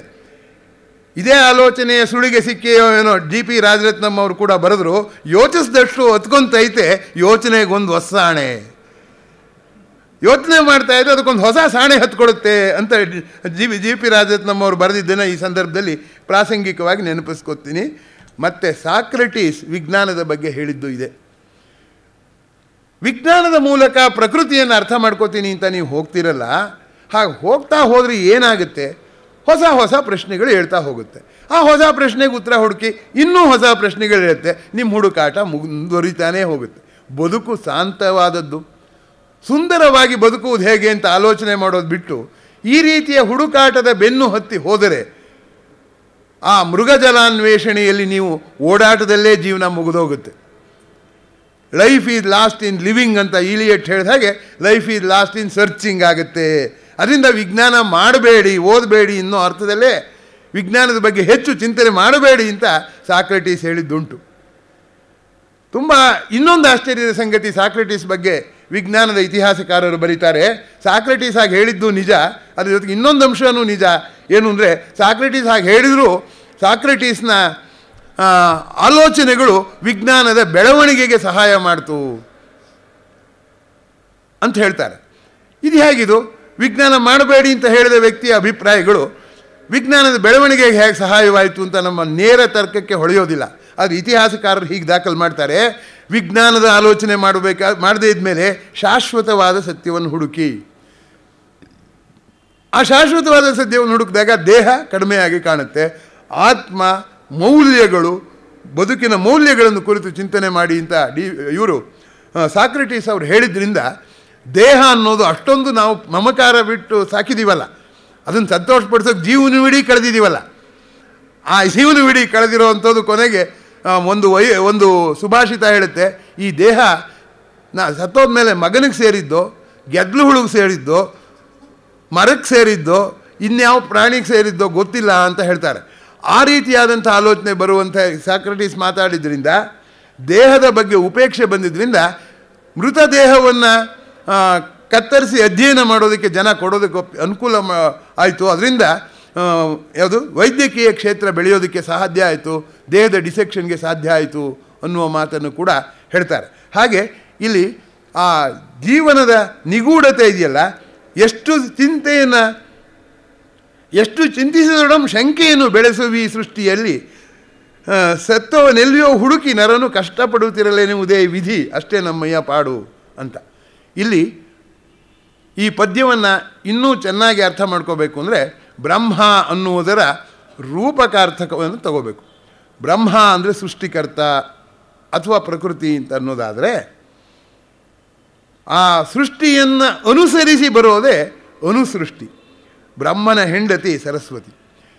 ನಮ್ಮ ಕಲೆ, ವಿಜ್ಞಾನ, ಸಾಹಿತ್ಯ, ಶಿಲ್ಪ ಯಾವುದೇ ತಗೊಂಡ್ರೂ ಕೂಡ ನಿಸರ್ಗವನ್ನು ನೋಡಿ, ಪ್ರಕೃತಿಯನ್ನು ನೋಡಿ ಮಾಡುವ ಇನ್ನೊಂದು ಸೃಷ್ಟಿ ಅನುಸೃಷ್ಟಿ. ಪ್ರಕೃತಿಯಲ್ಲಿಲ್ಲದ ವಿಶೇಷಗಳು, ವಿಲಾಸಗಳು, ವೈಭವಗಳು ಇದರಲ್ಲಿ ಕಾಣಿಸ್ಕೊಳ್ಳುತ್ತೆ ನಿಜ. ಆದರೂ ಪ್ರಕೃತಿಯನ್ನು ಹಿಡಿದಿಡೋದಕ್ಕೆ ಸಾಧ್ಯವಾಗೋದಿಲ್ಲ. ಕುರುಡರು ಆನೆ ನೋಡಿದಾಗೆ ನಾವು ಒಂದು ಭಾಗವನ್ನು ಗ್ರಹಿಸಿ ಅದನ್ನು ಉತ್ಪ್ರೇಕ್ಷೆ ಮಾಡಿ ಜನರಿಗೆ ಮನವರಿಕೆ ಮಾಡುವ ಕೆಲಸವನ್ನು ನಾವು ಮಾಡಿರ್ಬೋದು. ಆದರೆ ಬಿಡಿಯನ್ನು ಕೂಡಿಸಿ ಮಾಡೋದಕ್ಕೆ ಸಾಧ್ಯವಿಲ್ಲ ಅನ್ನುವಂಥದಕ್ಕೆ ಝೀನೋ ಅಂತ ಒಬ್ಬ ಗ್ರೀಕ್ ದಾರ್ಶನಿಕ ಇದ್ದ.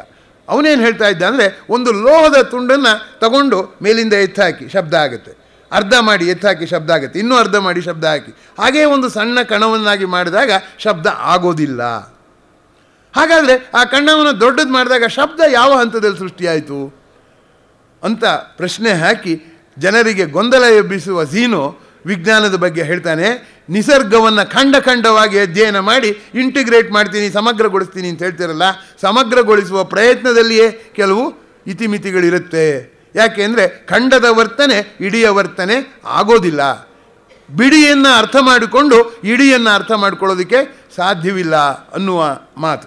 ಹೀಗಾಗಿ ಈ ರೀತಿಯ ಆಲೋಚನೆಗಳನ್ನು DVG ಅವರಿಗಿರುವಂಥ ಆಲೋಚನೆಗಳನ್ನು ವಿಜ್ಞಾನ ಓದಿದವರು ಮೆಚ್ಚಿಕೊಳ್ಳಬಹುದು. ಯಾವಾಗ? ವಿಜ್ಞಾನವನ್ನು ಆಳವಾಗಿ ಓದಿದಾಗ. ಅದು ಬಿಟ್ಬಿಟ್ಟು ವಿಜ್ಞಾನನೇ ಗೊತ್ತಿಲ್ಲದೆ ಇರೋರು ಏನೋ ಬರೆದ್ರು, ಅವರ ಅಜ್ಞಾನವನ್ನು ಪ್ರದರ್ಶಿಸಿದ್ರು, ಇದು ನಮಗೋಸ್ಕರ ಬರೆದಿದ್ದಲ್ಲ ಅಂತ ನಾವು ಅಂದ್ಕೊಂಡ್ರೆ ನಾವು ಯಾವಾಗಲೂ ಮೋಸ ಹೋಗೋದು ಹೀಗೆ. ನಮ್ಮ ಹಾಗೆ ಕಾಣ್ತಾರೆ ಅನ್ನೋ ಕಾರಣಕ್ಕೆ ಅವರಲ್ಲಿರೋ ವಿಶೇಷವನ್ನು ನಾವು ಗುರುತಿಸೋದಿಲ್ಲ. ಆದರೆ ಅವರ ವಿಶೇಷವನ್ನು ಗುರುತಿಸೋದಕ್ಕೆ ನಮಗೆ ಹೋದಾಗ ಅವರ ಜೀವನಾನುಭವದ ಹಿನ್ನೆಲೆ, ಅವರ ಅಧ್ಯಯನದ ಹಿನ್ನೆಲೆ ಗೊತ್ತಾದಾಗ ನಾವು ಹೀಗೆ ಅಳತೆ ಮಾಡುವಂಥದ್ದಲ್ಲ. ತಕ್ಕಡಿ ಪುಸ್ತಕ ಇಟ್ಟ ತಕ್ಷಣವೇ ಹೇಳುತ್ತೆ ಯಾವುದನ್ನು, ಪುಸ್ತಕದ ತೂಕನ. ಆದರೆ ಪುಸ್ತಕದ ಮೌಲ್ಯವನ್ನು ಹೇಳ್ತೇನೆ ಅಂದರೆ ಅದು ಬೆಪ್ಪು ತಕ್ಕಡಿ. ನಾವು ಅನೇಕ ವೇಳೆ ಅದೇ ಆಗಿದ್ದೇವೆ ಅಂತ ನನಗೆ ಅನೇಕ ವೇಳೆ ಪಶ್ಚಾತ್ತಾಪ ಆಗಿದೆ. ಆದ್ದರಿಂದ ನನ್ನ ಬಗ್ಗೆ ನಾನು ಹೇಳ್ತಿದ್ದೀನಿ ಹೊರತು ಯಾರನ್ನು ನಾನು ಅಂತ ಇದ್ದೀನಿ ಅಂತ ತಾವು ಭಾವಿಸಬಾರ್ದು. ಈಗ 52ನೆಯ ಪದ್ಯಕ್ಕೆ ಬರ್ತೇನೆ. 52ನೆಯ ಪದ್ಯ ತುಂಬ ಆಶ್ಚರ್ಯ ಹುಟ್ಟಿಸುವಂಥ ಒಂದು ನಿರೂಪಣೆ. ಪೆರಿನಿಯಲ್ ಪ್ರಾಬ್ಲಮ್ಸ್ ಆಫ್ ಫಿಲಾಸಫಿ ಅಂತ ಕರೀತಾರೆ. ವಿಜ್ಞಾನ ಎಷ್ಟೇ ಬೆಳೀಲಿ, ಸಾಹಿತ್ಯ ಎಷ್ಟೇ ಬೆಳೀಲಿ, ತತ್ವಶಾಸ್ತ್ರದ ಕೆಲವು ಸಮಸ್ಯೆಗಳು ಕೊನೆಯವರೆಗೂ ನಿಗೂಢವಾಗಿ ಉಳಿಯುತ್ತೆ ಅನ್ನುವಂಥದ್ದು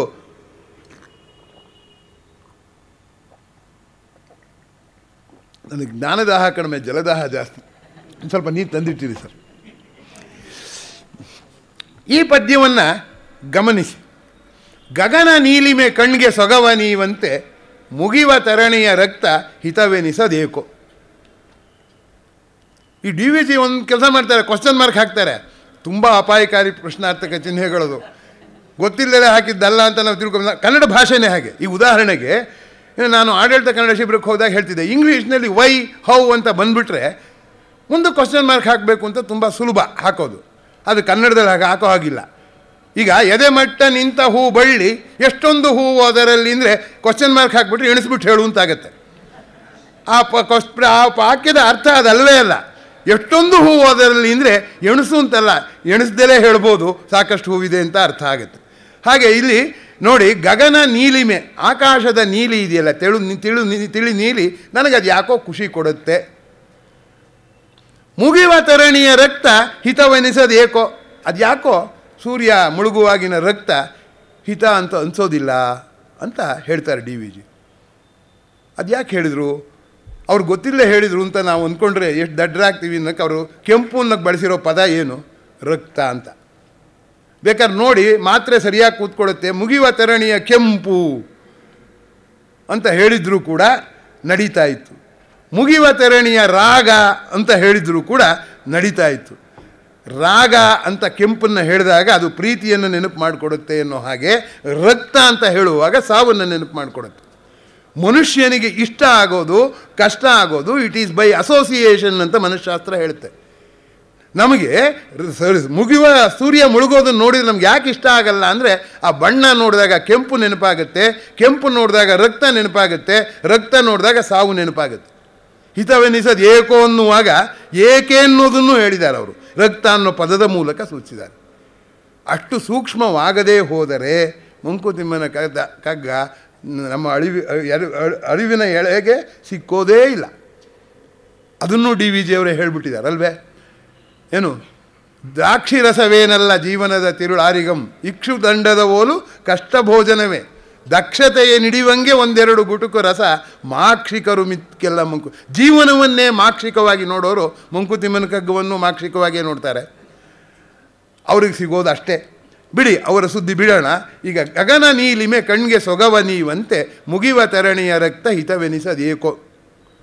ಸೊಗದ ಮೂಲವದಲ್ಲಿ ನೀಲದೊಳೋ ಕೆಂಪಿನೊಳೋ ಬಗೆವೆನ್ನ ಮನಸ್ಸಿನೊಳೋ ಮಂಕುತಿಮ್ಮ. ವಿಜ್ಞಾನ ಒಂದು ವಿಚಿತ್ರ. ಎಲ್ಲವೂ ಪ್ರಶ್ನೆಯಿಂದ, ಕ್ವಶನ್ ಮಾರ್ಕಿಂದ ಪ್ರಾರಂಭವಾಗಿ ಫುಲ್ ಸ್ಟಾಪಲ್ಲಿ ಮುಕ್ತಾಯ ಆದರೆ, ವಿಜ್ಞಾನ ಪ್ರಶ್ನೆಯಿಂದ ಪ್ರಾರಂಭವಾಗಿ ಪ್ರಶ್ನೆಯಿಂದಲೇ ಮುಕ್ತಾಯವಾಗುತ್ತೆ. ಇಲ್ಲಿ DVG ಅವರು ಮಹಾವೈಜ್ಞಾನಿಕವಾಗಿ ಪದ್ಯ ಬರೆದಿದ್ದಾರೆ ಅಂತ ನಾನು ನಿಮ್ಗೆ ಹೇಳೋದಕ್ಕೆ ಇಷ್ಟಪಡ್ತೇನೆ. ಯಾಕೆ ಹೇಳ್ತಿದ್ದೀನಿ ನೋಡಿ, ಮುಗಿವ ತರಣಿಯ ರಕ್ತ ಅಂದರೆ ಅಸೋಸಿಯೇಷನ್ನಿಂದ ಅನ್ನೋದು ಡಿ ವಿ ಜಿ ಅವ್ರ ಮನಸ್ಸಿಗೆ ಬಂದಿಲ್ಲದಲೇ ಈ ಪದ್ಯ ಬರೆದಿರೋಕ್ಕೆ ಸಾಧ್ಯವಿಲ್ಲ. ಏಕೋ ಅಂತ ಯಾಕೆ ಪ್ರಶ್ನೆ ಹಾಕಿದರು ಅನ್ನೋದನ್ನು ಅರ್ಥ ಮಾಡ್ಕೋಬೇಕಾದ್ರೆ ಮುಂದಿನ ಭಾಗ ಓದಬೇಕು. ಈಗ ನಾವಾಗಿದ್ದರೆ ತೀರ್ಮಾನ ಮಾಡಿಬಿಡ್ತಿದ್ವಿ, ಅಸೋಸಿಯೇಷನ್ನಿಂದ ತಾನೇ. ಅಸೋಸಿಯೇಷನ್ ಅಂದ್ರೇನು? ಆಬ್ಜೆಕ್ಟಿಂದ. ಅಂದ್ರೇನು? Truth is objective, beauty is objective. ಇಲ್ಲಿ ಹಿತ ಅನ್ನೋ ಸುದ್ದಿ ಇರೋದ್ರಿಂದ ಇದು ಸತ್ಯವನ್ನು ಕುರಿತ ಪ್ರಶ್ನೆ ಅಲ್ಲ, ಸೌಂದರ್ಯವನ್ನು ಕುರಿತ ಪ್ರಶ್ನೆ, ಹಿತದ ಪ್ರಶ್ನೆ. ನಮಗೆ ಯಾವುದು ಹಿತವಾಗುತ್ತೆ, ಯಾವುದು ನಮಗೆ ಒಳ್ಳೆಯ ಅಸೋಸಿಯೇಷನ್ ಕೊಡುತ್ತೋ ಅದು ಹಿತವಾಗುತ್ತೆ, ಯಾವುದು ನಮಗೆ ಕೆಟ್ಟ ಅಸೋಸಿಯೇಷನ್ ಕೊಡುತ್ತೋ ಅದು ಹಿತವಾಗಲ್ಲ. ಅಂದರೆ ನೀವು ಖಚಿತವಾಗಿ ಹೇಳಿದಾಗಾಯಿತು ಹಿತ ಅನ್ನೋದು ವಸ್ತುವಿನಲ್ಲೇ ಇದೆ ಅಂತ. ಹಾಗಿಲ್ಲದೆ ಇರ್ಬೋದು, ವಸ್ತುವಿನಲ್ಲಿ ಇಲ್ಲದೆ ವ್ಯಕ್ತಿಯಲ್ಲೂ ಇರಬಹುದು.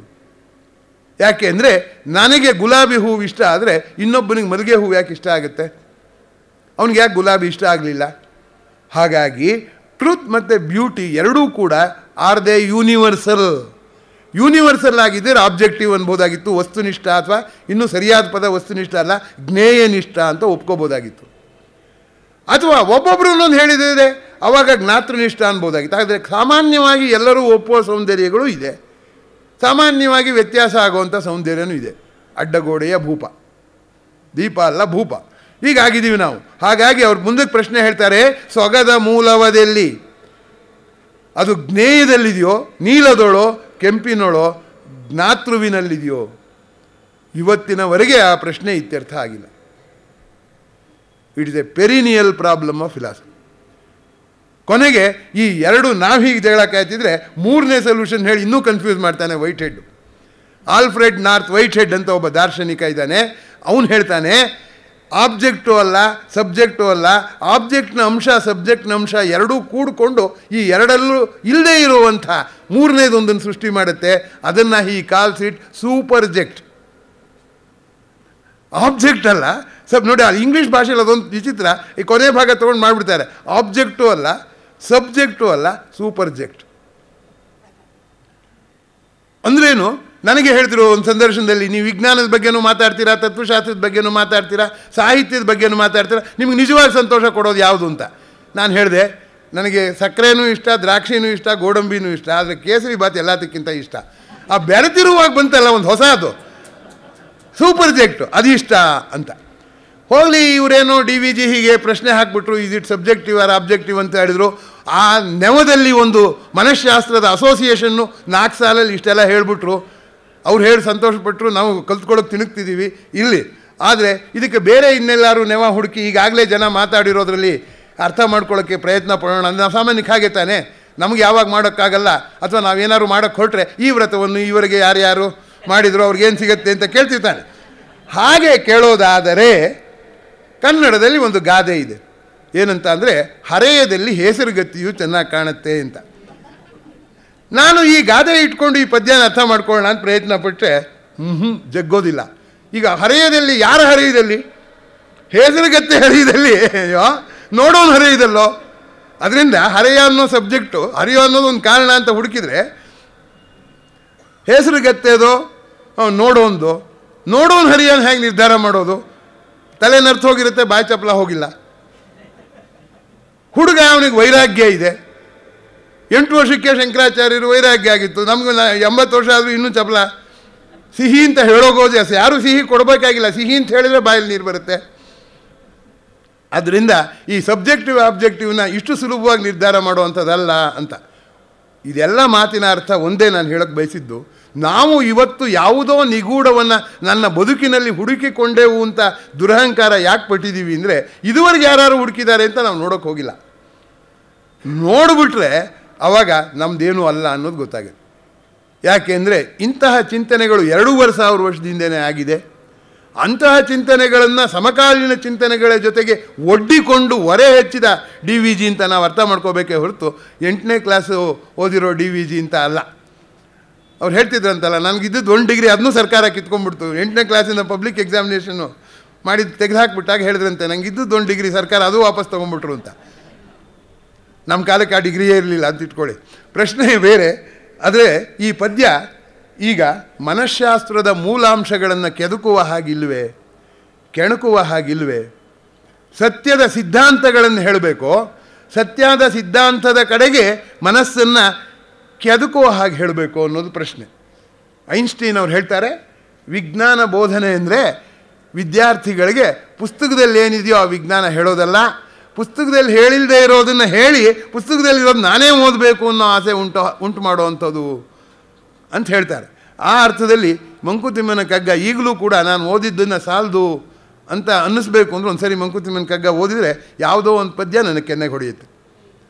ಅದಕ್ಕೋಸ್ಕರ ನಾನು ಪದೇ ಪದೇ ಆ ಪುಸ್ತಕವನ್ನು ಓದ್ತೀನಿ ಅಂತ ನಾನು ತಿಳ್ಕೊಂಡಿದ್ದೀನಿ. ಹಾಗಾಗಿ ಈ 4 ಸಾಲಿನ ಪದ್ಯದಲ್ಲಿ ಪ್ರಸ್ತಾಪವಾಗಿರುವ ವಿಷಯಗಳೆಷ್ಟು ಅನ್ನೋದನ್ನು ಈಗ ನಾನು ನಿಮ್ಮ ಮುಂದೆ ಇರಿಸಿದ್ದೇನೆ. ತಾವೇ ಆಲೋಚನೆ ಮಾಡಿ. ವಿಜ್ಞಾನ ಓದೋರು ಕೂಡ ಮಂಕುತಿಮ್ಮನ ಕಗ್ಗ ಒಂದು ಸರಿ ಓದಿದರೆ ಅವರ ಹೇಳುವ ಶೈಲಿ ಅಥವಾ ಹೇಳಬೇಕಾಗ ತೋರಿಸ್ತಿದ್ದಂಥ ಅಭಿನಯ ಮಾಯವಾದೀತೇನೋ ಅಂತ ನನ್ನ ಭಾವನೆ.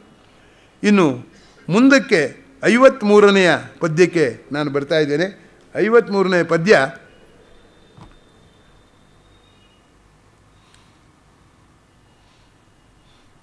ಕಾರಣ ಅನ್ನೋದು ಏಕವಚನ ವ್ಯಾಕರಣ ರೀತಿ ಅಲ್ವಾ. ಸಾಮಾನ್ಯಕ್ಕೆ ವಿಜ್ಞಾನದ ಅಧ್ಯಯನದಲ್ಲಿ ಹೇಳ್ತಾರೆ, ವಿಜ್ಞಾನದ ಅಧ್ಯಯನ ಏನೂ ಇಲ್ಲರಿ, ಕಾರಣ ಪರಿಣಾಮ ಎರಡಕ್ಕೂ ಇರೋ ಸಂಬಂಧನ ತಿಳಿಸೋದು ಅಂತ. ಈ ತತ್ವಶಾಸ್ತ್ರಜ್ಞರು ಅಷ್ಟು ಸುಲಭವಾಗಿ ಒಪ್ಕೊಳ್ಳಲ್ಲ. ಕಾರಣ ಇದ್ದ ಕಡೆ ಪರಿಣಾಮ ಇರುತ್ತೆ ಅಂತ ನೀವು ಹೇಳಿದರೆ ಕಾರಣ ಪರಿಣಾಮ ಒಂದೇನೋ ಬೇರೇನೋ ಅಂತ ಕೇಳ್ತಾರೆ. ಬೇರೆ ಅಂತಂದರೆ ಹಾಗಾದ್ರೆ ಯಾಕೆ ಅಂಟ್ಕೊಂಡಿದೆ ಅಂತಾರೆ. ಒಂದೇ ಅಂದರೆ ಹಾಗಾದ್ರೆ 2 ಪದ ಯಾಕೆ ಹೇಳ್ತೀರಾ? ಕಾರಣ ಅಂತ ಒಂದು, ಪರಿಣಾಮ ಅಂತ ಎರಡು, ಯಾವಾಗಲೂ ಅಂಟ್ಕೊಂಡೇ ಇದ್ಮೇಲೆ ಅದು ಒಂದೇ ಅಂತಲೇ ಹೇಳಿ ಅಂತ. ಹಾಗೆ ಗೋಜಿಲಾಗತ್ತೆ. ಆದರೆ ಕಾರಣ ಪರಿಣಾಮಗಳ ಅಧ್ಯಯನದಲ್ಲಿ ಏನು ಗೋಜಲಿದೆ ಅನ್ನೋದಕ್ಕೆ DVG ಅವರು ಒಂದು ಪದ್ಯ, ತೃಣಕ್ಕೆ ಹಸಿರೆಲ್ಲಿಯೋದು ಅನ್ನುವಂಥದ್ದು. ಅಂದರೆ ಏನಾಯಿತು, ದೇವರು ಒಬ್ಬನಿದ್ದಾನೆ, ದೇವರು ಅನೇಕ ಅನ್ನೋದನ್ನು ಮಾನಿಸಮ್ ಮತ್ತು ಪ್ಲೂರಲಿಸಮ್ ಅಂತ ಹೇಳ್ತಾರೆ, ನಾನಾತ್ವ ಮತ್ತು ಏಕತ್ವ ಅಂತ. ಆದರೆ DVG ಅವರು ಹೇಳ್ತಾರೆ, ಒಂದು ವಿದ್ಯಮಾನಕ್ಕೆ ಏನಾಗುತ್ತೆ, ಅನೇಕ ಕಾರಣಗಳು ಇರುತ್ತೆ. ಹಾಗೆ ಒಂದು ವಿದ್ಯಮಾನದ ಪರಿಣಾಮವಾಗಿ ಅನೇಕ ಕಾರಣಗಳು ಉಂಟಾಗುತ್ತೆ. ಈಗ ನಾನು ಇಲ್ಲಿ ಮನೇಲಿ ಒಂದು ಮೇಣದ ಬತ್ತಿ ಹಚ್ಚಿಟ್ರೆ ಏನಾಯಿತು, ಮನೆಯೆಲ್ಲ ಬೆಳಕಾಯಿತು, ಸುತ್ತಲೂ ಬಿಸಿ ಆಯಿತು. ಎಷ್ಟು ಕೆಲಸ ಆಯಿತು ನಾನು ಹಚ್ಚಿಟ್ಟಿದ್ದು ಒಂದು ಮೇಣದ ಬತ್ತಿಯಲ್ಲಿ, ಪರಿಣಾಮ 108. ಅದು ಹಚ್ಚಿದ್ದಕ್ಕೆ ಹೇಗೆ ಸಾಧ್ಯ ಆಯಿತು? ನನ್ನ ಹತ್ರ ಬೆಂಕಿಪಟ್ಟಣ ಇತ್ತು, ಆ ಬೆಂಕಿಪಟ್ಟಣಕ್ಕೆ ಎಣ್ಣೆ ಮೆತ್ಕೊಂಡಿರಲಿಲ್ಲ,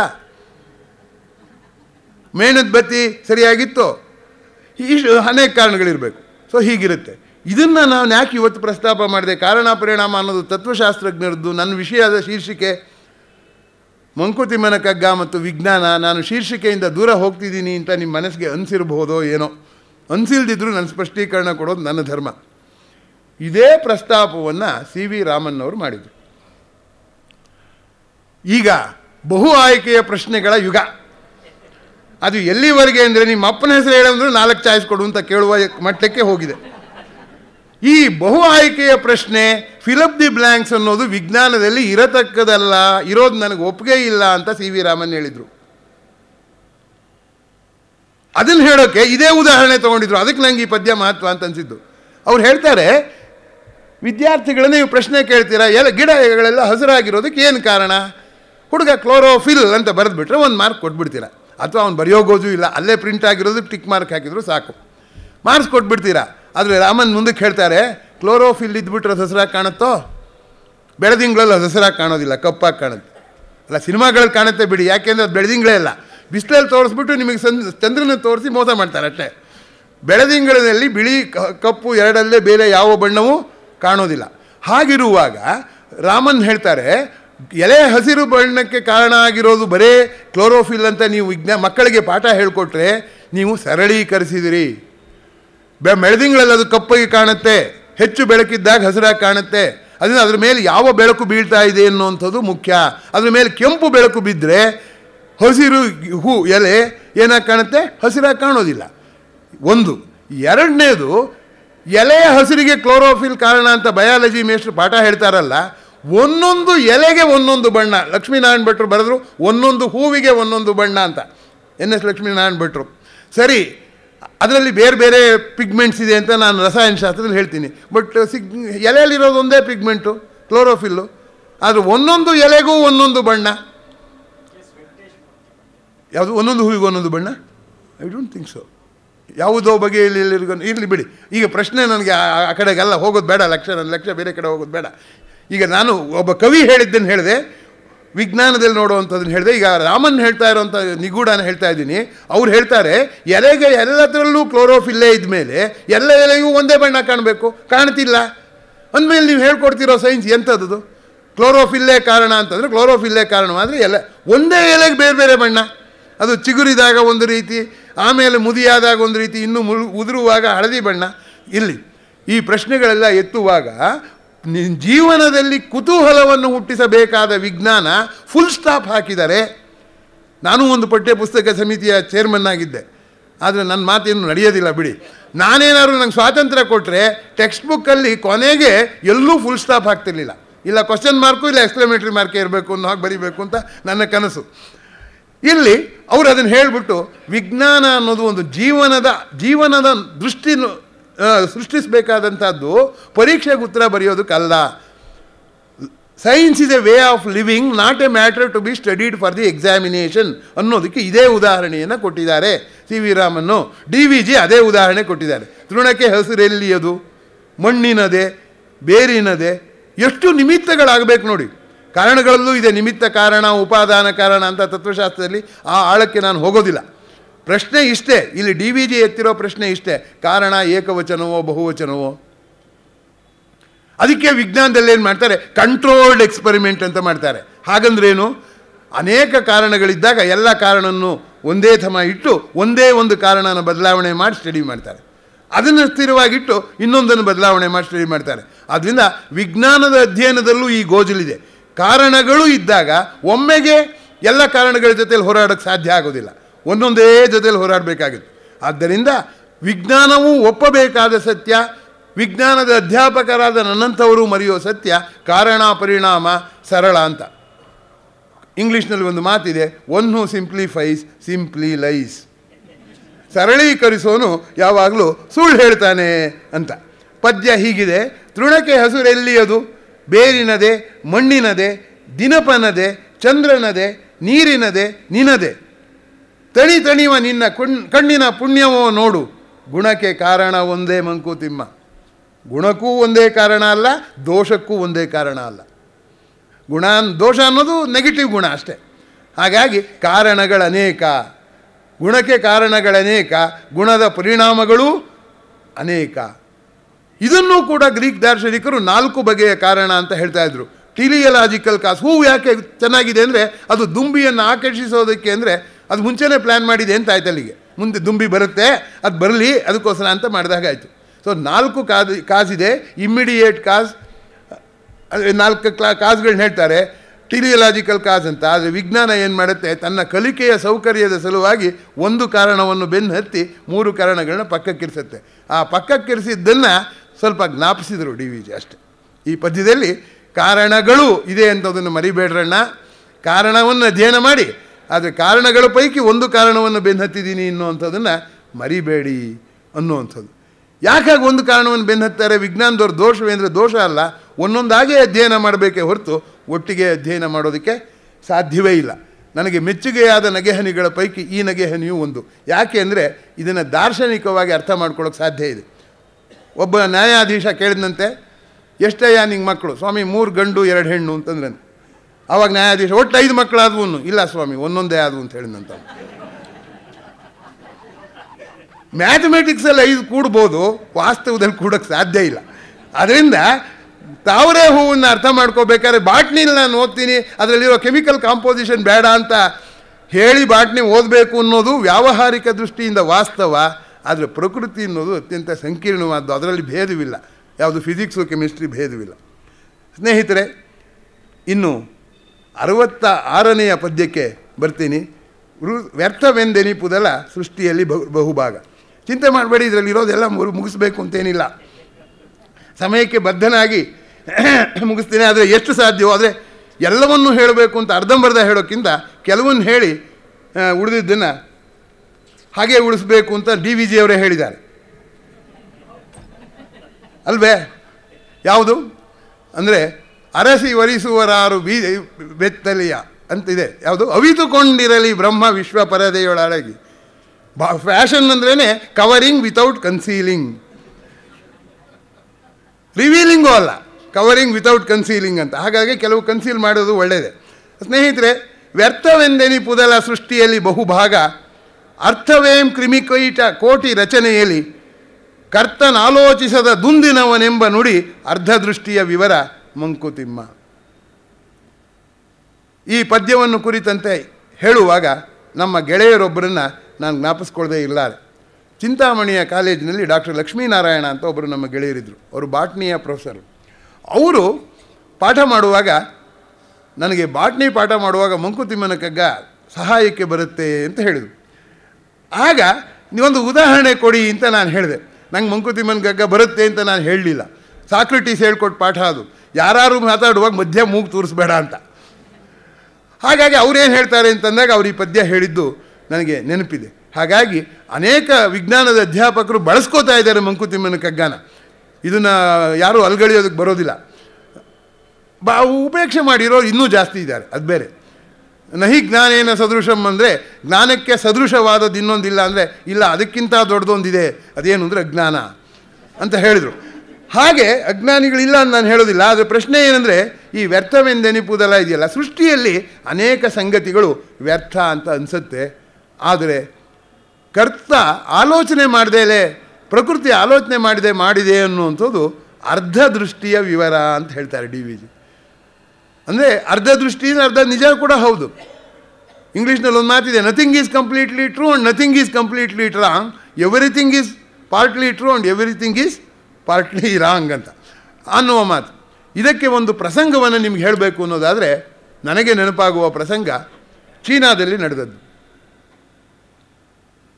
ನಮ್ಮ ಉತ್ಪತ್ತಿಯನ್ನು ಅತ್ಯಂತ ಪ್ರಶಸ್ತವಾಗಿ ಮಾಡಬೇಕು, ಪೂರ್ಣವಾಗಿ ಬಳಕೆ ಮಾಡಿಕೊಡ್ಬೇಕು ಅನ್ನುವಂಥ ಹುಚ್ಚು ಉತ್ಸಾಹ ಮಾವೋ ತುಂಗನ ಕಾಲದಲ್ಲಿ ಬಂದದ್ದುಂಟು.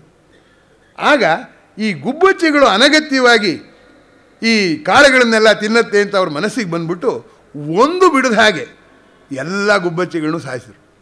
ಲಾರಿಗಳಲ್ಲಿ ಗುಬ್ಬಚ್ಚಿಗಳನ್ನು ಸಾಗಿಸ್ತಾ ಇದ್ದ ಛಾಯಾಚಿತ್ರ ಇವತ್ತೂ ನಮ್ಮ ಮನೇಲಿದೆ. ಅದು ನೋಡಿದಾಗ ತುಂಬ ಸಂಕಟ ಆಗುತ್ತೆ. ಏನು ತುಂಬಿ ಸಾಗಿಸ್ತಿದ್ದಾರೆ. ಅದರ ಪರಿಣಾಮವಾಗಿ ಆದದ್ದು ಏನು? ಮಾರನೇ ವರ್ಷ ಇಡೀ ಬೆಳೆಗೆ ಹುಳು ಬಿತ್ತು. ಸ್ವಲ್ಪ ಕಾಳನ್ನು ತಿಂದು ಬಹಳಷ್ಟು ಹುಳುವನ್ನು ತಿನ್ನುವ ಗುಬ್ಬಚ್ಚಿಯನ್ನು ನಾವು ಸಾಯಿಸಿದರೆ ಆಗ ಕೊನೆಗೆ ಆಗುವುದೇನು?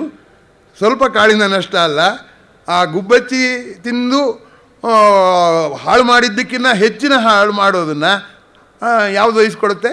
ಹುಳುನೇ ವಹಿಸ್ಕೊಡುತ್ತೆ. ಹಾಗಾಗಿ ಅರ್ಧ ದೃಷ್ಟಿಯ ವಿವರದ ಅಪಾಯಗಳು ಇವು. ಇದನ್ನು ಪ್ರಾಯೋಗಿಕವಾಗಿ ಮಾಡಿ ಅನುಭವಕ್ಕೆ ಬಂದ ಮೇಲಾದ್ರೂ ಈಗ ನಾವು DVG ಪದ್ಯವನ್ನು ಮೆಚ್ಚಿಕೊಳ್ದೇ ಹೇಗಿರೋದು? ಬೈಬೇಕು ಅಂತ ನಮ್ಗೆ ಆಸೆ, ನಮಗೇನು ಅವ್ರ ಮೇಲೆ ದ್ವೇಷ ಇಲ್ಲ. ಕೆಲವು ಸರಿ ಬೈದ್ರು ಖುಷಿಯಾಗುತ್ತೆ. ನಮ್ಮ ಪ್ರೊಫೆಸರ್ JR ಲಕ್ಷ್ಮಣರಾವ್ ಹೇಳೋರು, ಅವ್ರ ಸ್ನೇಹಿತರು ಯಾರೋ ಹೇಳ್ತಿದ್ರಂತೆ, ತುಂಬ ಬೇಜಾರಾಗ್ತಿದೆ ಯಾರನ್ನಾರು ಬೈಯೋಣ ಬನ್ನಿ ಅಂತ. ಅದೇನೋ ಅವ್ರ ಮೇಲೆ ಸೇರ್ ತೀರಿಸ್ಕೋಬೇಕು ಅಂತಲ್ಲ. ಹಾಗೆ ಒಂದೊಂದು ಸರಿ ಏನಾದ್ರು ಮಾಡಿ DVG ಅವ್ರ ಪದ್ಯದಲ್ಲೂ ಏನೋ ಹುಡ್ಕೋಣ ಅಂತ ನಾವು ಹೋದರೆ ಇದನ್ನು ಹೇಗೆ ಒಪ್ಕೊಳ್ದೇ ಇರೋದು? ಮೇಲು ನೋಟಕ್ಕೆ ನಿರುಪಯುಕ್ತವಾದದ್ದು ಅಂತ ಭಾಸವಾದದ ಉಪಯುಕ್ತತೆ ಕಾಲಕ್ರಮೇಣ ಗೊತ್ತಾಗಿರುವಂಥ ಅನೇಕ ಉದಾಹರಣೆಗಳು ಇವೆ. ಭೂಮಿ ತಾಪಮಾನದ ಏರಿಕೆಯಿಂದ ಒಣಗುತ್ತಿರುವುದರ ಪರಿಣಾಮವಾಗಿ, ಭೂಮಿಯಲ್ಲಿ ಸೂಕ್ಷ್ಮ ಜೀವಿಗಳು ಕಡಿಮೆ ಆಗ್ತಾ ಇರೋದರ ಪರಿಣಾಮವಾಗಿ ನೆಲಕ್ಕೆ ಹಾಕಿದ ಒಣ ಎಲೆ ಕೂಡ ಕೊಳೆಯದೇ ಇರುವಂಥ ಸ್ಥಿತಿ ಸದ್ಯದಲ್ಲೇ ಬರ್ತಾ ಇದೆ. ಈಗ ಆ ಹಾಕಿರೋ ತಿಪ್ಪೆ ಕೊಳೆಯೋದಕ್ಕೂ ಇನ್ನೇನಾದ್ರು ಒಂದು ವಸ್ತು ಹಾಕೋದಕ್ಕೆ ಸಂಶೋಧನೆ ಮಾಡಬೇಕಾದಂಥ ಇಕ್ಕಟ್ಟಿಗೆ ನಾವು ಸಿಕ್ಕಾಕೋತಾ ಇದ್ದೀವಿ ಅಂತ ನಿಮ್ಗೆ ಹೇಳಿದರೆ, ನಾವು ಅಂದ್ಕೊಂಡಿದ್ದೀವಲ್ಲ ಮಣ್ಣು ಅಂದರೆ ಸಾವು ಅಂತ. It is A living system, ಇದೊಂದು ಜೀವಂತ ವ್ಯವಸ್ಥೆ ಅನ್ನುವುದರ ಬಗ್ಗೆ ಎಚ್ಚರವನ್ನು ಪ್ರಕೃತಿ ನಮಗೆ ಹೇಳ್ಕೊಡ್ಬೇಕಾಗಿ ಬಂದಿದೆ. ಹಾಗಾಗಿ ಸ್ನೇಹಿತರೆ, ಯಾವುದು ವ್ಯರ್ಥ ಯಾವುದು ಸಾರ್ಥಕ ಅನ್ನುವಂಥದ್ದನ್ನು ಅರ್ಥ ಮಾಡ್ಕೊಳ್ಳೋದು ಕಷ್ಟ. ಆದರೆ ನಮ್ಗೆ ಇದು ತಲೆಗೆ ಬಂದ್ಬಿಟ್ಟಿದೆ. ಏನಂದರೆ ಉಪಯುಕ್ತವಾದ ಇಟ್ಕೊಂಡ್ಬಿಡ್ಬೇಕು, ನಿರುಪಯುಕ್ತವಾದ ತೆಗೆದು ಹಾಕ್ಬಿಡ್ಬೇಕು ಅಂತ. ಯಾರೋ ಒಬ್ಬ ಹುಡುಗ ನಿನ್ನೆ ಪ್ರಶ್ನೆ ಕೇಳಿದ ಶೃಂಗೇರಿಲಿ, ಏನಂತಂದರೆ ಮನುಷ್ಯ ಹುಟ್ಟೋಕ್ಕೆ ಮುಂಚೆ ಇದ್ವಲ್ಲ ನಕ್ಷತ್ರಗಳು, ಗ್ರಹಗಳು ಎಲ್ಲ ಇದ್ವಲ್ಲ, ಅವುಗಳಿಂದ ಏನು ಉಪಯೋಗ ಸಾರ್ ಅಂತ. ನಾನು ಹೇಳಿದೆ, ಉಪಯೋಗ ಅನ್ನೋ ಪ್ರಶ್ನೆ ಹಾಕೋದನ್ನು ಕಲ್ತ್ಕೊಂಡಿದ್ದು ಮನುಷ್ಯನೇ. ಅದರಿಂದ ಪ್ರಾರಂಭದಲ್ಲಿ ತುಂಬ ಅನುಕೂಲ ಆಯಿತು, ಅಂತ್ಯದಲ್ಲಿ ಸಮಸ್ಯೆ ಆಗ್ತಾ ಇದೆ. ಹೆಚ್ಚಿಗೆ ಒಬ್ಬನೇ ಉಪಯೋಗದ ಪ್ರಶ್ನೆ ಹಾಕ್ತಾ ಇದ್ರೆ ಈಗ ಎಲ್ಲಿವರೆಗೆ ಬಂದಿದೆ ಅಂದರೆ, ಮಕ್ಕಳನ್ನು ಸಾಕೋದು ವೇಸ್ಟ್ ಇನ್ವೆಸ್ಟ್ಮೆಂಟು, ಅದಕ್ಕಿಂತ ಒಂದು ಬಿಲ್ಡಿಂಗ್ ಕೊಂಡ್ಕೊಂಡ್ರೆ ಹೆಚ್ಚು ಲಾಭ ಬರುತ್ತೆ ಅಂತ ಹೇಳುವ ಮಟ್ಟಿಗೆ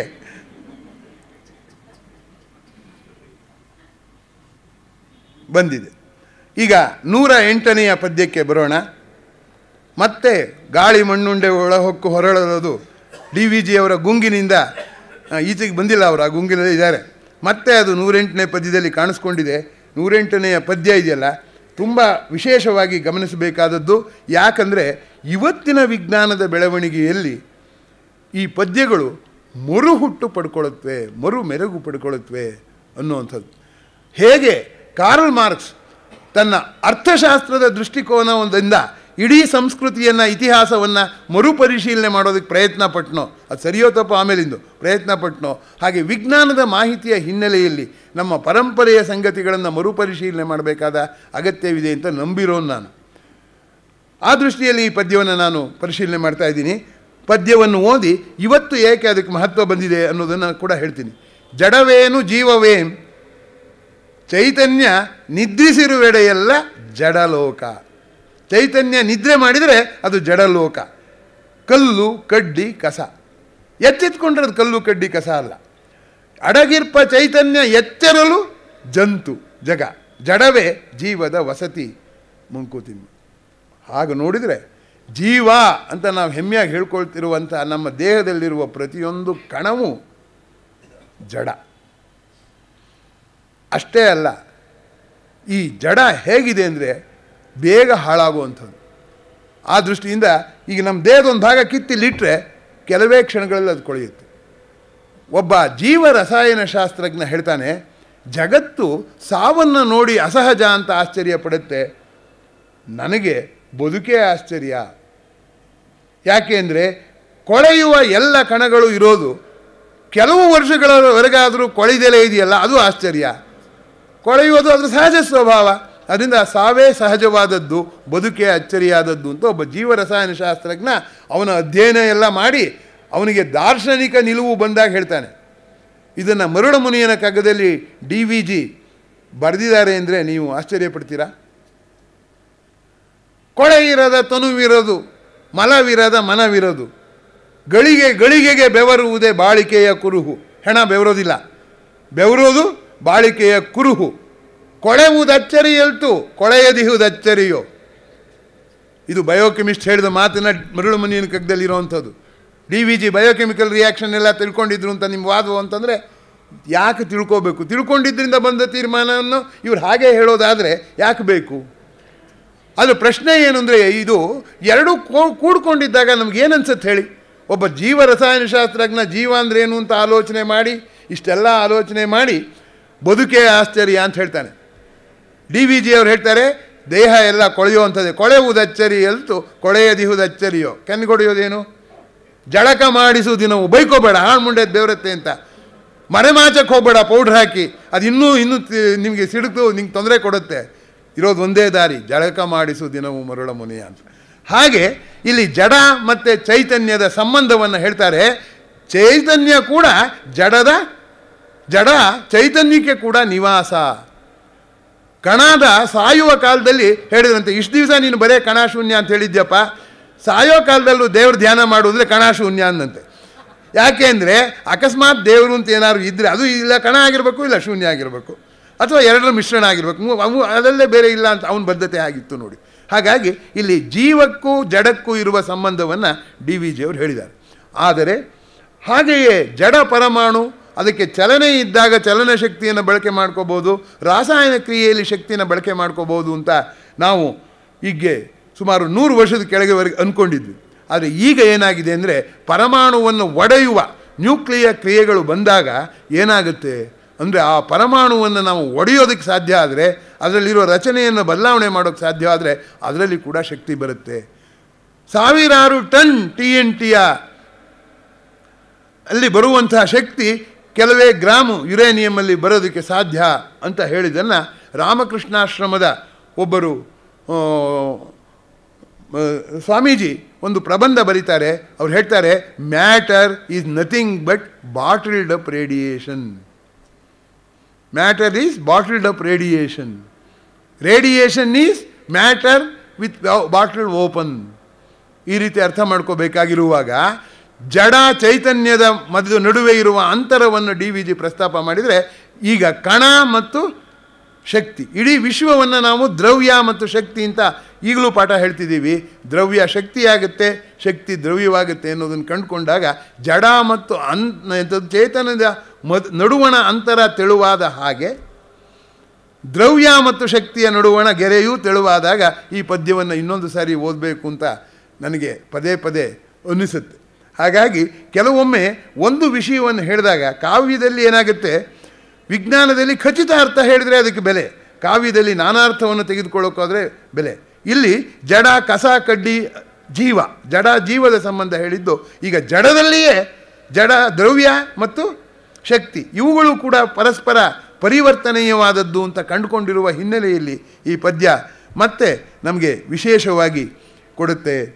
ಜೀವ ನಿರ್ಜೀವ ಅಂತ ನಾವು ಪಾಠ ಹೇಳ್ತೀವಿ. ಜೀವ ಇರೋದು ಅದನ್ನು ಸಜೀವ ಅಂತ ಹೇಳ್ತೀವಿ, ಅದು ಅನ್ಯಾಯ. ಅದು ಜೀವ ಅಂದರೆ ಜೀವ ಇರೋವಂಥ, ಸಜೀವ ತಾಯಿ ಇನ್ನೊಂದು ಸರಿ ಯಾಕೆ ಸೇರಿಸ್ಬೇಕು ಅಂದರೆ ನಿರ್ಜೀವ ಇದೆಯಲ್ಲ ಅಂತ.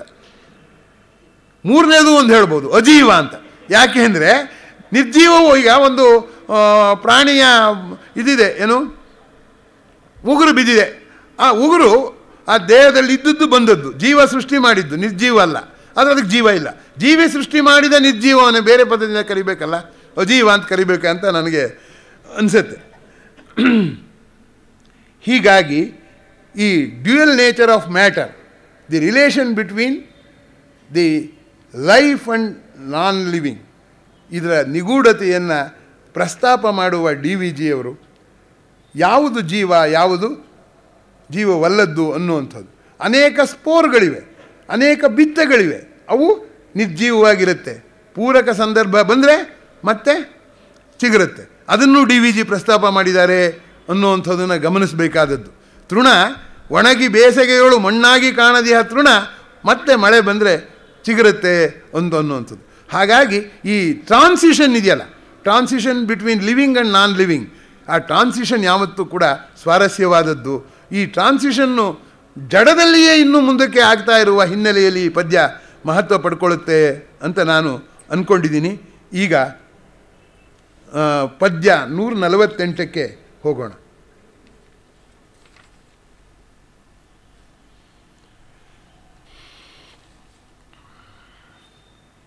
ವಿಜ್ಞಾನದ ಬಗ್ಗೆ ಮಾತಾಡಿದರೆ ಮಾಲಿನ್ಯದ ಹೆಸರು ಹೇಳದೇ ಇದ್ರೆ ಅದು ವಿಜ್ಞಾನವೇ ಅಲ್ವೇನೋ ಅಂತ ಅನುಮಾನ ಬರೋ ಮಟ್ಟಿಗೆ ಯಾರನ್ನಾರು ನೀವು ವಿಜ್ಞಾನದ ಬಗ್ಗೆ ಮಾತಾಡಿ ಅವ್ರ ಕೊನೆಯಲ್ಲಿ ಮುಗಿಸೋದು ಮಾಲಿನ್ಯದಲ್ಲೇ. ಆದರೆ ಇಲ್ಲಿ ನೋಡಿ ಈ ಪದ್ಯ ಹೇಗಿದೆ. ಪ್ರಕೃತಿಯಂ ಹೊರಗಿರುವ ನರನಾರು ಸೃಷ್ಟಿಯಲ್ಲಿ. ಮ್ಯಾನ್ ಮೇಡ್ ಮೆಟೀರಿಯಲ್ಸ್ ಅಂತ ವಿಜ್ಞಾನದ ತರಗತಿಗಳಲ್ಲಿ ಅಧ್ಯಾಪಕರು ಹೇಳ್ಕೊಡ್ತಾರೆ. How can it be man made?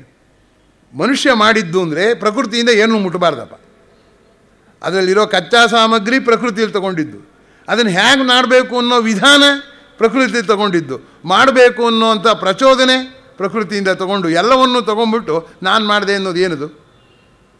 ಅದನ್ನು ಸಿಂಥೆಟಿಕ್ ಮೆಟೀರಿಯಲನ್ನಿ ಅಂದರೆ it is not occurring in nature ಅಂತ ಸಂಶ್ಲೇಷಿತ ದ್ರವ್ಯಾన్ని ನೀವು ಒಪ್ಕೊಳ್ಳೋಣ, ಮ್ಯಾನ್ ಮೇಡ್ ಅನ್ನೋದನ್ನ ಒಪ್ಕೊಳ್ಳೋದಿಲ್ಲ.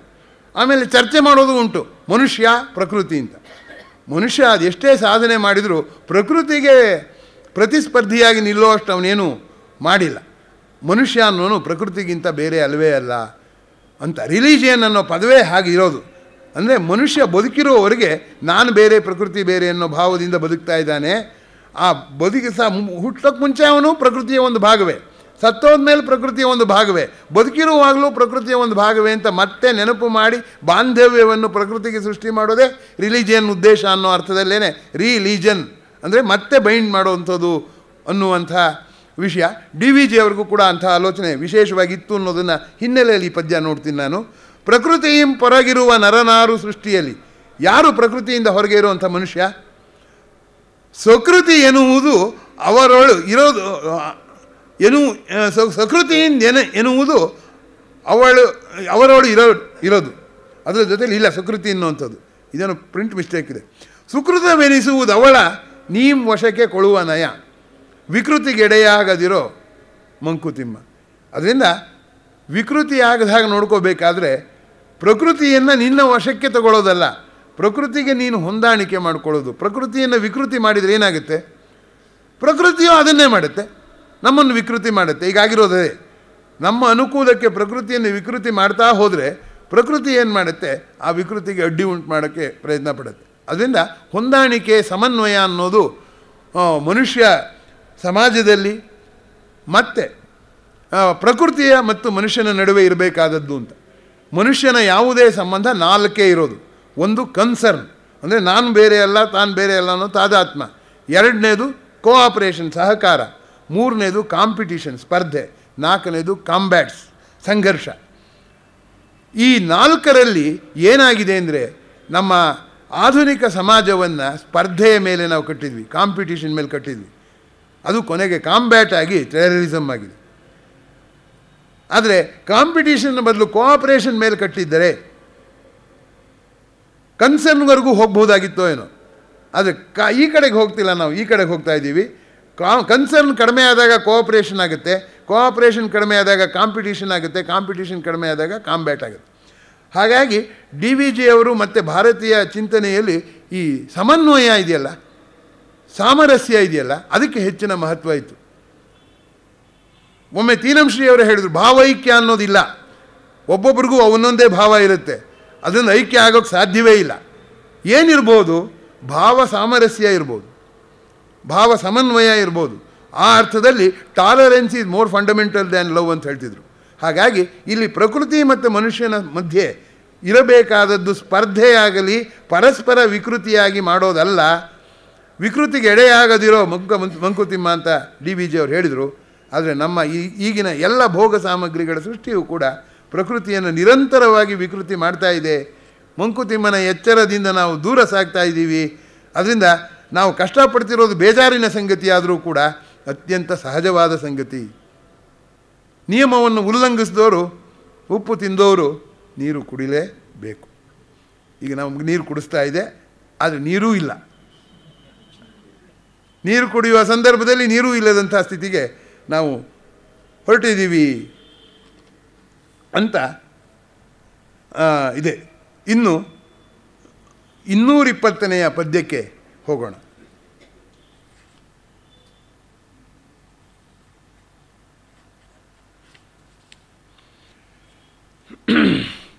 ಇದಿಷ್ಟೇ ಪದ್ಯದಲ್ಲಿ ವಿಜ್ಞಾನ ಇದೆ ಅಥವಾ ವಿಜ್ಞಾನದ ಹಿನ್ನೆಲೆಯಲ್ಲಿ ಮರುಪರಿಶೀಲನೆ ಮಾಡ್ಬೋದು ಅಂತ ತಾವು ಭಾವಿಸಲ್ಲ ಅಂತ ನಾನು ತಿಳ್ಕೊಂಡಿದ್ದೀನಿ. ಇಲ್ಲಿ ಏನಂದರೆ ಮಾದರಿಗಾಗಿ ಕೆಲವನ್ನು ಆಯ್ಕೆ ಮಾಡಿದ್ದೀನಿ. ಉಳಿದದ್ದು ಹೊಳೆದದ್ದೇ ತಾರೆ, ಉಳಿದದ್ದು ಆಕಾಶ. ನರಸಿಂಹಸ್ವಾಮಿಯವರ ಪದ್ಯದ ಸಾಲು ಎಷ್ಟು ಚೆನ್ನಾಗಿದೆ ನೋಡಿ. ಅಗೆವ ಬುದ್ಧಿಗಿಲ್ಲುಂಟು ಅನಂತ ಅವಕಾಶ, ಹೊಳೆದದ್ದೇ ತಾರೆ, ಉಳಿದದ್ದೇ ಆಕಾಶ. ನಾನು ತೋರಿಸಿದ್ದು ತಾರೆ, ಉಳಿದದ್ದು ಆಕಾಶ ಅಂದರೆ ತಾರೆಗಳ ಆಕಾರ. ಈ ರೀತಿಯಲ್ಲೇ ತಾವು ಭಾವಿಸಬೇಕು. ಮನುಷ್ಯನಿಗೆ ಸಾಂತ್ವನಗೊಳಿಸುವ ಸಲುವಾಗಿ, ನಿಸರ್ಗ ಬದುಕಿನ ನಿಗೂಢಗಳನ್ನು ಹೇಳುವ ಸಲುವಾಗಿ ಬರೆದ ಪದ್ಯದ ಪುಸ್ತಕ ಮಂಕುತಿಮ್ಮನ ಕಗ್ಗ. ವಿಜ್ಞಾನ ಹೇಳುವ ಯಾವ ಉದ್ದೇಶನೂ ಅದರಲ್ಲಿ ಇರಲಿಲ್ಲ. ಆದರೆ ಪ್ರಾಸಂಗಿಕವಾಗಿ ಹೇಗೆ ನಮ್ಮನ್ನು ನಿಗೂಢ ಚಿಂತನೆಗೆ, ನೇರವಾಗಿ ವಿಜ್ಞಾನ ಓದಿದರೆ ಬರದೇ ಇರುವಂಥ ನಿಗೂಢ ಚಿಂತನೆಗಳು ಈ ಪದ್ಯದಲ್ಲಿ ಬರುತ್ತೆ, ಅಥವಾ ಪರಸ್ಪರ ಪೂರಕವಾಗುತ್ತೆ, ಅಥವಾ ಒಬ್ಬ ವಿಜ್ಞಾನಿಯ ಹೇಳಿಕೆ ಒಬ್ಬ ಕವಿಯ ಹೇಳಿಕೆ ಹತ್ತಿರ ಬಂದು ನಿಂತ್ಕೊಳ್ಳುತ್ತೆ ಅನ್ನೋ ದೃಷ್ಟಿಯಲ್ಲಿ ನೋಡಿದಾಗ ಇದು ಒಂದು ರೀತಿಯಲ್ಲಿ ಆಶ್ಚರ್ಯ ಹುಟ್ಟಿಸುವಂಥದ್ದು. ಈ ಪದ್ಯ ಎಷ್ಟನೇದು? 220ನೇ ಪದ್ಯ. ಸೌಂದರ್ಯ ಬಾಂಧವ್ಯಗಳು ಸತ್ಯವಲ್ಲದೊಡೆ ಕುಂದು ಒಡೆಯದ ಸತ್ಯ ಇಳೆಯೋಳಿನ್ನೆಲ್ಲಿ. ಸೌಂದರ್ಯ ಮತ್ತು ಬಾಂಧವ್ಯಗಳನ್ನು ಸತ್ಯ ಅಲ್ಲ ಅಂತ ಅನ್ನೋದಾದರೆ, ಕುಂದು ಒಡೆಯದ ಸತ್ಯ ಜಗತ್ತಿನಲ್ಲಿ ಇನ್ನೆಲ್ಲಿ. ಗಂಧಾನಿಲಗಳು ಪರಸತ್ವ ಪುಷ್ಪದವು, ಸಂದೇಹವೇನೆಲವೋ ಮಂಕುತಿಮ್ಮ. ಇದು ಮೇಲ್ ನೋಡೋಕ್ಕೆ ಸ್ವಲ್ಪ ನಿಗೂಢವಾಗಿ ಕಾಣುತ್ತೆ ಪದ್ಯ. ಈಗ ನಾನು ಹೇಳೋದಕ್ಕೆ ಪ್ರಯತ್ನ ಪಡ್ತೇನೆ, ಆಗ ಈ ಪದ್ಯದ ವಿಶೇಷ ತಮಗೆ ಸ್ಪಷ್ಟ ಆಗ್ಬೋದು. ಇಲ್ಲಿ 3 ಅಂಶ ಹೇಳ್ತಾರೆ: ಹೂವು, ಗಂಧ, ಪರಸತ್ವ. 3: ಹೂವು, ಗಂಧ, ಪರಸತ್ವ. ಈ 3 ಕೂಡ ಬೇರ್ಪಡಿಸೋಕ್ಕಾಗಲ್ಲ. ಗಂಧ ಬೇಕು ಅಂದರೆ ಹೂವು ಇರಲೇಬೇಕು, ಹೂವು ಗಂಧ ಬೇಕು ಅಂದರೆ ಪರಸತ್ವ ಬೇಕು. ಪರಸತ್ವ ಅಂದರೆ ಪ್ರಕೃತಿಯಿಂದಲೇ ಇಟ್ಕೊಳ್ಳಿ. ಈ 3ನ್ನು ಪ್ರತ್ಯೇಕಿಸೋದಕ್ಕೆ ಸಾಧ್ಯವಿಲ್ಲ ಅನ್ನುವಂಥದ್ದು. ಆಗಲೇ ಕೂಡ ನಾನು ಪ್ರಸ್ತಾಪ ಮಾಡಿದೆ, ಮೂರ್ತವಾದದ್ದು ಅಮೂರ್ತವಾದದ್ದು ಒಂದೇ ಮ್ಯಾಗ್ನೆಟಲ್ಲಿ ನಾರ್ತ್ ಪೋಲ್ ಸೌತ್ ಪೋಲ್ ಇದ್ದಾಗಿರುತ್ತೆ ಅಂತ. ಇಲ್ಲಿ ಇದಕ್ಕೆ ತತ್ವಶಾಸ್ತ್ರದಲ್ಲಿ, ಭಾರತೀಯ ತತ್ವಶಾಸ್ತ್ರದಲ್ಲಿ ಈ ಹೂವು ಅನ್ನೋದನ್ನು ಸ್ಥೂಲ ಸತ್ಯ ಅಂತಾರೆ. ಸುಮ್ಮನೆ ನಾವು ನೋಡ್ತಿದ್ದಾಗೆ ಹೊಳೆಯುವಂಥ ಸತ್ಯ. ಈ ಸ್ಥೂಲ ಸತ್ಯಗಳು ಯಾವುದು? ನಾಮ, ರೂಪ. ಪ್ರತಿಯೊಬ್ಬನಿಗೂ ಅವನದೇ ಆದಂಥ ವಿಶಿಷ್ಟವಾದ ಆಕೃತಿ ಇದೆ. ಪ್ರತಿ ವಸ್ತುವಿಗೂ ತನ್ನದೇ ಆದಂಥ ಆಕೃತಿ ಇದೆ. ಅದಕ್ಕೆ ತನ್ನದೇ ಆದ ಹೆಸರನ್ನು ನಾವು ಕೊಟ್ಟಿದ್ದೀವಿ. ರೂಪ ಅದರಲ್ಲಿ ಸಹಜವಾಗಿರೋದು, ನಾವು ಆರೋಪಿಸಿರೋದು. ಕಲ್ಲು ಅಂತ ನಾವು ಕರೆದಿದ್ದೀವಿ, ಶಿಲೆ ಅಂತಲೂ ಬೇಕಾದ್ರೆ ಕರಿಬೋದು. ನಾಮ ರೂಪಗಳು ಸ್ಥೂಲ ಅಂತಾರೆ. ಅದರ ಗುಣಗಳು, ಕಲ್ಲಿನ ಗುಣ ಏನೋ, ಅದು ಎಷ್ಟು ಗಡುಸಾಗಿದೆ, ಹೊಳೆಯುತ್ತಾ, ಮೆತ್ತಗಿದೆಯಾ, ಹೇಗಿದೆ ಅದು ಅನ್ನೋದು ಗುಣ. ಇದು ಸೂಕ್ಷ್ಮ ಅಂತ ಹೇಳ್ತಾರೆ. ಅದರ ಕ್ರಿಯೆ, ಅದು ತನ್ನ ಕ್ರಿಯೆಯಲ್ಲಿ ಭಾಗವಹಿಸುವಾಗ ಯಾವ ರೀತಿಯಲ್ಲಿ ಕ್ರಿಯೆಯಲ್ಲಿ ಭಾಗವಹಿಸುತ್ತೆ ಅನ್ನುವಂಥದ್ದು ಕೂಡ ಸೂಕ್ಷ್ಮವಾದದ್ದು. ನಾಮರೂಪ ಸ್ಥೂಲ ಅಂತಾರೆ, ಗುಣ ಕ್ರಿಯೆ ಅನ್ನುವಂಥದ್ದು ಸೂಕ್ಷ್ಮ ಅಂತಾರೆ. ಆದರೆ ಈ ಸ್ಥೂಲ ಸೂಕ್ಷ್ಮಗಳಿಗೆ ಕಾರಣವಾದ ಒಂದು ಅಂತಃಸತ್ವ ಇದೆಯಲ್ಲ, ಅದನ್ನು ಕಾರಣತತ್ವ ಅಂತ ಹೇಳ್ತಾರೆ. ಆ ದೃಷ್ಟಿಯಿಂದ ನನಗೆ ನಿಮಗೆ ಯಾವುದಾದ್ರೂ ಒಂದು ವಿಷಯದಲ್ಲಿ ಭಿನ್ನಾಭಿಪ್ರಾಯ ಬಂತು ಅಂದರೆ, ಸ್ಥೂಲದಲ್ಲಿ ಚರ್ಚೆ ಮಾಡುವಾಗ ಭಿನ್ನಾಭಿಪ್ರಾಯ ಸಹಜವಾಗಿ ಬರುತ್ತೆ, ಸೂಕ್ಷ್ಮದಲ್ಲಿ ಬರುತ್ತೆ, ಕಾರಣತತ್ವದಲ್ಲಿ ಹುಡುಕುವಾಗ ಬರೋದಿಲ್ಲ. ಇದನ್ನು ನಾನು ಯಾಕೆ ಹೇಳ್ತಿದ್ದೀನಿ ಅಂದರೆ, ಇವತ್ತಿನ ಈ ಭಯೋತ್ಪಾದಕತೆಯಾಗಲಿ, ನಾನು ನೀನು ಅನ್ನುವಂಥ ಸ್ಪರ್ಧೆಯಾಗಲಿ ಯಾವ ಕಾರಣಕ್ಕೆ ಬರ್ತಾ ಇದೆ ಅಂದರೆ, ಕಾರಣದ ಮಟ್ಟಕ್ಕೆ ಇಳಿಯುವಷ್ಟು ಸಂಯಮ ಅಥವಾ ಸಮಾಧಾನ ನಮಗಿಲ್ಲದೆ ಇರೋದು. ಸಮಾಧಾನ ಅಂದರೆ ಸಮವಾಗಿ ಸ್ವೀಕರಿಸುವಂಥದ್ದನ್ನು ಸಮಾಧಾನ ಅಂತಾರೆ. ಈ ಇಲ್ಲದೆ ಇರೋದ್ರಿಂದ ನಾವು ಸ್ಥೂಲ ಸೂಕ್ಷ್ಮದಲ್ಲಿ ವ್ಯವಹರಿಸುವಾಗ ವ್ಯತ್ಯಾಸ ಕಾಣುತ್ತೆ. ನಾನು ಒಬ್ಬ ಮುಸಲ್ಮಾನ್ ಬಂಧುವಿನ ಹತ್ರ ನಿಮ್ಮ ದೇವರ ಹೆಸರನ್ನೆಲ್ಲ ಇಂಗ್ಲೀಷಿಗೆ ಟ್ರಾನ್ಸ್ಲೇಟ್ ಮಾಡಿಕೊಡಪ್ಪ ಅಂತ ಹೇಳಿದೆ. ನೋಡಿದರೆ ವಿಷ್ಣು ಸಹಸ್ರನಾಮ, ಶಿವ ಸಹಸ್ರನಾಮದೆಲ್ಲ ಹೆಸರುಗಳೇ ಇದೆ ಅಲ್ಲಿ. ಆ ದೃಷ್ಟಿಯಿಂದ ಅವರು ಅಲ್ಲ ಅಂದರೆ ನಾವು ಇಲ್ಲ ಅಂತಿದ್ದೀವಲ್ಲ, ಯಾಕಂತಿದ್ದೀವಿ?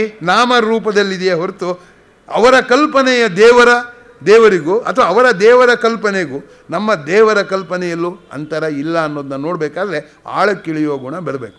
ಸಮುದ್ರ ಮಥನ ಮಾಡಿದಾಗ ಮೊದಲು ಬಂದದ್ದು ಹಾಲಾಹಲ ವಿಷ ಅಥವಾ ಹಾಲಾಹಲ, ಆಮೇಲೆ ಬಂದದ್ದು ಹೆಂಡ, ಆಮೇಲೆ ಬಂದದ್ದು ಅಮೃತ ಬರುವಷ್ಟು ಕಾಯುವ ಸಮಾಧಾನ ಇಲ್ಲದೆ ಇರೋರಿಗೆ ಸಮುದ್ರ ಕಡಿಯಕ್ಕೆ ಹೋಗಿ ಕೊನೆಗೆ ಸಿಗೋದೇನು? ವಾದೇ ಜಾಯತೆ ತತ್ವಬೋಧ ಅಂತ ಹೇಳಿದ್ದನ್ನು ನಾಕಸ್ತೂರಿ ತಮಾಷೆ ಮಾಡಿ ಹೇಳೋರು. ವಾದೇ ಜಾಯತೆ ತಪ್ಪು ಬೋಧ, ಮಿಸ್ಅಂಡರ್ಸ್ಟ್ಯಾಂಡಿಂಗ್ ಬೆಳೆಯುತ್ತೆ ಅಂತ ಹೇಳೋರು ಅವರು. ಯಾಕೆ ಹೀಗಾಗತ್ತೆ? ಅನೇಕ ವೇಳೆ ನಾವು ಸ್ನೇಹದ ನೆವದಲ್ಲಿ ಹೋಗಿ ಜಗಳ ಕಾಯ್ಕೊಂಡು ಬರ್ತೀವಲ್ಲ, ಯಾತಕ್ಕೆ ಅಂದರೆ ಅಷ್ಟು ನೋಡುವ ಗುಣ ಇಲ್ಲ ಅಂತ. ಅದರಿಂದ ಇಲ್ಲಿ DVG ಅವರು ಎಷ್ಟು ಚೆನ್ನಾಗಿ ಈ ರೂಪಕದಿಂದ ಹೇಳ್ತಾರೆ ಅಂತಂದರೆ, ಇದು ನೋಡಿ, ಈಗ ನೋಡಿ, ಹೂ ಅನ್ನೋದು ಸ್ಥೂಲ, ಗಂಧ ಅನ್ನೋದು ಸೂಕ್ಷ್ಮ, ಪರಸತ್ವ ಅನ್ನೋದು ಕಾರಣ. ಹಾಗಾಗಿ ಈ ಮೂರರಲ್ಲಿ ಯಾವುದನ್ನು ನಿರಾಕರಿಸಲು ಬರುವುದಿಲ್ಲ. ಈ ಹೂವನ್ನು ನೀವು ಒಪ್ಕೊಂಡ ಮೇಲೆ ಹೂವಿನ ಸ್ವಭಾವವಾದ ಗಂಧವನ್ನು ಒಪ್ಕೊಳ್ಳೇಬೇಕು. ಗಂಧವನ್ನು ಒಪ್ಪಿಕೊಂಡ ಮೇಲೆ ಪರಸತ್ವವನ್ನು ಒಪ್ಕೋಬೇಕು. ಹಾಗೆ ವಿಜ್ಞಾನ ಕೂಡ ಹಾಗೆ ಮಾಡ್ತು. ನಾನು ವೈಯಕ್ತಿಕವಾಗಿ ಆಲೋಚನೆ ಮಾಡೋದಿಲ್ಲ, ಆಬ್ಜೆಕ್ಟಿವ್ ಆಗಿ ಸ್ಟಡಿ ಮಾಡ್ತೀನಿ, ಪ್ರಪಂಚದಲ್ಲಿರುವ ವೈವಿಧ್ಯವನ್ನು ಸ್ಟಡಿ ಮಾಡ್ತೀನಿ ಅಂತ ಹೊರಟಾಗ ಏನು ಕಾಣಿಸ್ತು? ಅನೇಕ ಪ್ರಪಂಚದ ಡೈವರ್ಸಿಟಿ ಇದೆಯಲ್ಲ, ವೈ ಅಂತ ವಿಜ್ಞಾನದಲ್ಲಿ ಪ್ರಕೃತಿಯನ್ನು ಕುರಿತು ಪ್ರಶ್ನೆ ಹಾಕಿದರೆ ವೈವಿಧ್ಯ ಬರುತ್ತೆ, ವೈಚಿತ್ರ್ಯ ಬರುತ್ತೆ, ವೈಶಿಷ್ಟ್ಯ ಬರುತ್ತೆ, ವೈಶಾಲ್ಯ ಬರುತ್ತೆ. ಈ ವೈವಿಧ್ಯಮಯ, ವೈಚಿತ್ರ್ಯಮಯ, ವೈಶಿಷ್ಟ್ಯಮಯ, ವೈಶಾಲ್ಯಮಯ ಜಗತ್ತಿನಲ್ಲಿ ಹುಡುಕ್ತಾ ಹೋದಾಗ ಕೊನೆಗೆ ಸಿಕ್ಕಿದ್ದೇನು? ಇಷ್ಟೆಲ್ಲ ವಸ್ತುಗಳಿದ್ದರೂ ಕೂಡ ಕೆಲವೇ ಧಾತುಗಳಿಂದ ಆಗಿದೆ. ಧಾತುಗಳೆಲ್ಲರೂ 100 ಇವೆ, 105 ಇದೆ ಅಂತ, 90 ಇದೆ ಅಂತ ಇಟ್ಕೊಳ್ಳಿ. ನಿಸರ್ಗದಲ್ಲಿ 90 ಇದೆ, ಮನುಷ್ಯ ಮಾಡಿದ್ದು ಸೇರಿಸಿದ್ರೆ 120 ಇರ್ಬೋದು. ಆದರೆ ವೈವಿಧ್ಯಕ್ಕೆ ಹೋಲಿಸಿದ್ರೆ 120 ಕಡಿಮೆ. ಅದು ಹೋಗಲಿ ಅಂದರೆ ಬದಲಾವಣೆಗಳನ್ನು ಅಧ್ಯಯನ ಮಾಡಿದರೆ ಎರಡೇ ಬದಲಾವಣೆ: ಭೌತಿಕ ಬದಲಾವಣೆ, ರಾಸಾಯನಿಕ. ಇಷ್ಟೆಲ್ಲ ಜಗತ್ತಿನ ಬದಲಾವಣೆಗಳು ಎರಡೇ. ಹುಟ್ಟು ಕೂಡ ಇಲ್ಲ ಭೌತಿಕ ಬದಲಾವಣೆ ಆಗಿರಬೇಕು, ಇಲ್ಲ ರಾಸಾಯನಿಕ ಬದಲಾವಣೆ ಆಗಿರಬೇಕು, ಅಥವಾ ಅವೆರಡರ ಮಿಶ್ರಣ ಆಗಿರಬೇಕು. ಹುಟ್ಟು ಸಾವಿನಂಥ ನಿಗೂಢವಾದ್ದು ಎರಡೇ ಬದಲಾವಣೆ ಅಂತಾಯಿತು. ಹೋಗಲಿ, ಬದಲಾವಣೆ ಬಿಟ್ಬೇಡ. ಈ 105-90 ಧಾತುಗಳಿತ್ತು ಅಂದಲ್ಲ, ಅದೆಲ್ಲ ಬೇರೆಯೇ. ಇನ್ನೂ ಆಳವಾಗಿ ನೋಡಿದರೆ ಅವುಗಳಲ್ಲೂ ಕೂಡ ಇರೋದು ಅದೇ ಪ್ರೋಟಾನ್ಗಳು, ಅದೇ ನ್ಯೂಟ್ರಾನ್ಗಳು, ಅದೇ ಇಲೆಕ್ಟ್ರಾನ್ಗಳು, ಜೋಡಣೆಯಲ್ಲಿ ವ್ಯತ್ಯಾಸ. ಆದ್ದರಿಂದ ಈ ನಿಸರ್ಗ ಹೇಗೆ ನಮ್ಮ ಜೊತೆಲಿ ಕಣ್ಣು ಮುಚ್ಚಾಲೆ ಆಡುತ್ತೆ ಅಂತಂದರೆ, ಸ್ಥೂಲ ಸೂಕ್ಷ್ಮದಲ್ಲಿ ನಾವು ವೈವಿಧ್ಯತೆಗೆ ಗಾಬರಿ ಆದರೆ ಮುಂದಕ್ಕೆ ಹೋಗೋ ಮಗನೇ ಅಲ್ಲಿ ಏಕತೆ ಕಾಣುತ್ತೆ ಅಂತ ಹೇಳುತ್ತದೆ. ಅಲ್ಲಿ ಹೋದರೆ ನಮಗೆ ಕಾಣ್ತಾ ಇರೋದು ಏಕತೆ. ಹಾಗಾಗಿ ಮನುಷ್ಯ ಎಲ್ಲರಲ್ಲೂ ಒಂದೇ ರೀತಿಯ ಜೀವ ಇದೆ, ಎಲ್ಲರಲ್ಲೂ ಪರಮಾತ್ಮನ ಅಂಶ ಇದೆ, ಭಾರತೀಯರು ಹೇಳಿದ್ದಾರೆ ಮೂಢನಂಬಿಕೆ. ಆದರೆ ಎಲ್ಲ ಕಣಗಳಲ್ಲೂ ಅದೇ ಎಲೆಕ್ಟ್ರಾನು, ಅದೇ ಪ್ರೋಟಾನ್ ಇದೆ ಅಂತ ಹೇಳಿದರೆ ಅದು ವಿಜ್ಞಾನ. ಅಂದರೆ ಏನಾಯಿತು? ಸ್ಥೂಲ ಸೂಕ್ಷ್ಮ ಕಾರಣದ ತೀರ್ಮಾನಕ್ಕೆ ನೀವು ವ್ಯಕ್ತಿಯನ್ನು ನೋಡಿ, ಮನುಷ್ಯ ಸ್ವಭಾವ ನೋಡಿ ಬಂದ ತೀರ್ಮಾನವೇ ವಸ್ತುನಿಷ್ಠವಾಗಿ ನೋಡಿದಾಗ ಬರುತ್ತೆ. ಅಂದರೆ ಈ ಮೂರು ಅವಿನಾ ಸಂಬಂಧ ಹೊಂದಿರುವಂಥದ್ದು, ಅಭಿನ್ನವಾದದ್ದು ಅನ್ನೋದನ್ನು ಈ ಪದ್ಯ ಎಷ್ಟು ಚೆನ್ನಾಗಿ ಹೇಳುತ್ತೆ ನೋಡಿ. ಗಂಧಾನಿಲಗಳು ಪರಸತ್ವ ಪುಷ್ಪಗಳು. ಗಂಧ ಅನಿಲ ಪರಸತ್ವ ಪುಷ್ಪಗಳು. ಅದರಿಂದ ನಾವು ಕಾಣುವಂಥ ದ್ರವ್ಯದಲ್ಲಿರೋ ಎಲ್ಲ ಲಕ್ಷಣಗಳು ಕೂಡ ಕಣ್ಣಿಗೆ ಕಾಣದ ಪ್ರೋಟಾನ್ ಮತ್ತು ಇಲೆಕ್ಟ್ರಾನ್ಗಳಿಂದ ಆದದ್ದು. ಬರ್ಟ್ರಾಂಡ್ ರಸಲ್ನೊಬ್ರು ಕೇಳಿದ್ರು ಒಂದು ಸರಿ ಅವ್ರು ಹೇಳಿದ್ರು, ಏನಂದರೆ ನೀವು ಹೇಳ್ತೀರಲ್ಲ ಈ ಎಲ್ಲ ಪರಮಾಣುಗಳಲ್ಲೂ ಪ್ರೋಟಾನ್ ಇಲೆಕ್ಟ್ರಾನು ನ್ಯೂಟ್ರಾನಿಂದ ಆಗಿದೆ ಅಂತ. ಒಂದು ಕುರ್ಚಿ ನೋಡ್ತೀರಪ್ಪ, ನಿಮಗೆ ಕುರ್ಚಿ ಜ್ಞಾಪಕ ಬರುತ್ತೋ? ಅದರಲ್ಲಿರೋ ಪ್ರೋಟಾನು ಇಲೆಕ್ಟ್ರಾನು ಅದು ತಿರುಗ್ತಾ ಇರೋದೆಲ್ಲ ಜ್ಞಾಪಕ ಬರುತ್ತೆ. ಹಾಗೇನಾದ್ರು ಕಾಣುತ್ತೋ ನೀವು ವಿಜ್ಞಾನ ಓದೋರಿಗೆ ಅಂತ ಕೇಳಿದ್ರು. ಕಷ್ಟಪಟ್ಟು ತರಿಸ್ಕೊಂಡ್ರೆ ಕಾಣುತ್ತೆ, ಇಲ್ಲಿ ಕಾಣಲ್ಲ ಅಂತ ಹೇಳಿದ್ರು ಅವರು. ಅದರಿಂದ ಹೀಗೆ ನಾವು ಭಿನ್ನತೆಗೆ ಸ್ಪಂದಿಸಿದಷ್ಟು ಏಕತೆಗೆ ಸ್ಪಂದಿಸೋದಿಲ್ಲ. ಆದರೆ ಭಿನ್ನತೆ ಏಕತೆ ಎರಡೂ ಬೇರೆಯೇ ಅಂತ DVG ಪ್ರಶ್ನೆ ಮಾಡಿ ಕೂಡಿಸಿಟ್ಟಿದ್ದಾರೆ. ಏನು ಅಂತ ಗಂಧ ಅನಿಲಗಳು ಪರಸತ್ವ ಪುಷ್ಪದವು ಅನ್ನುವ ಮಾತನ್ನು ಹೇಳುವಾಗ DVG ಅವರು ಬದುಕಿನ ನಿಗೂಢತೆಯನ್ನು ಸೂಚಿಸಿರುವ ರೀತಿ ಇದೆಯಲ್ಲ, ಅದು ತುಂಬ ಗಮನಾರ್ಹವಾದದ್ದು ಅನ್ನುವಂಥ ಸಂಗತಿ. ಇನ್ನು 341ನೇ ಪದ್ಯಕ್ಕೆ ಹೋಗ್ತೇನೆ. ಈ ಕಸನೆಂಬ ರಕ್ಕಸ ನಮ್ಮನ್ನು ತಿಂದಾಕ್ತಾ ಇದ್ದಾನೆ. ವಿಜ್ಞಾನ, ಕೈಗಾರಿಕೆಯ ಬೆಳವಣಿಗೆ ಎಲ್ಲವೂ ಕೂಡ ಹೀಗೆ ನಿರಂತರವಾಗಿ ನಡೀತಾ ಹೋಗುತ್ತೆ, ನಮ್ಗೆ ಉದ್ಯೋಗಾವಕಾಶಗಳು ಸಿಗುತ್ತೆ ಅನ್ನುವ ಒಂದು ಭರವಸೆ ಮೇಲೆ ನಾವು ಇಷ್ಟು ದಿವಸ ಬದುಕಿಬಿಟ್ವಿ. ಬೆಳೆ ಬೆಳೆಯೋಕ್ಕಾಗದಿದ್ರೇನಂತೆ, ನಾವು ಒಂದು ಇಂಡಸ್ಟ್ರಿ ಸ್ಥಾಪಿಸ್ಬಿಟ್ರೆ ಆಯಿತು ಅಂತ. ಅದು ಹೇಗಪ್ಪ ಅಂದರೆ ಅಕ್ಕಿ ಇಲ್ಲ ಅಂದರೆ ಅವಲಕ್ಕಿ ತಿಂದಿಂದ ಹಾಗೆ. ಇದು ನಮಗೆ ಗೊತ್ತಾಗೋಕ್ಕೆ ಸ್ವಲ್ಪ ತಡವಾಯಿತು ಅಷ್ಟೇ. ಆದರೆ ಈಗ ಏನಾಗಿದೆ ಅಂದರೆ ಕೈಗಾರಿಕೆಗಳ ಬೆಳವಣಿಗೆಗೆ ಒಂದು ಮಿತಿ ಇದೆ ಅನ್ನೋಕ್ಕೆ 2 ಕಡಿವಾಣಗಳಿವೆ.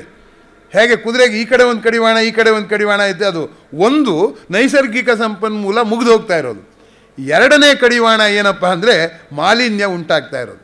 ಈ 2 ಕೂಡ ಹೀಗೆಯೇ ಕೈಗಾರಿಕೀಕರಣ ಮುಂದುವರಿಯೋದಕ್ಕೆ ಸಾಧ್ಯ ಇಲ್ಲ ಅಂತ ಬೆಳವಣಿಗೆಗೆ ಯಾವ ಪ್ರಗತಿಯನ್ನು ನಾವು ನಂಬಿ ಹೊರಟಿದ್ದೀವೋ ಆ ಪ್ರಗತಿಯ ಕುದುರೆಗೆ 2 ಕಡಿವಾಣಗಳಿವೆ. ಆ 2 ಕಡಿವಾಣಗಳು ಯಾಕಿವೆ? ಯಾಕಿಷ್ಟೊಂದು ಕಸದ ಸಮಸ್ಯೆ ನಮ್ಮನ್ನು ಕಾಡ್ತಾ ಇದೆ ಅಂತಂದರೆ, ನಿಸರ್ಗದಲ್ಲಿ ಯಾವುದೂ ಕಸ ಅಲ್ಲ. ಇದು ತುಂಬ ವಿಚಿತ್ರವಾದಂಥ ಸಂಗತಿ.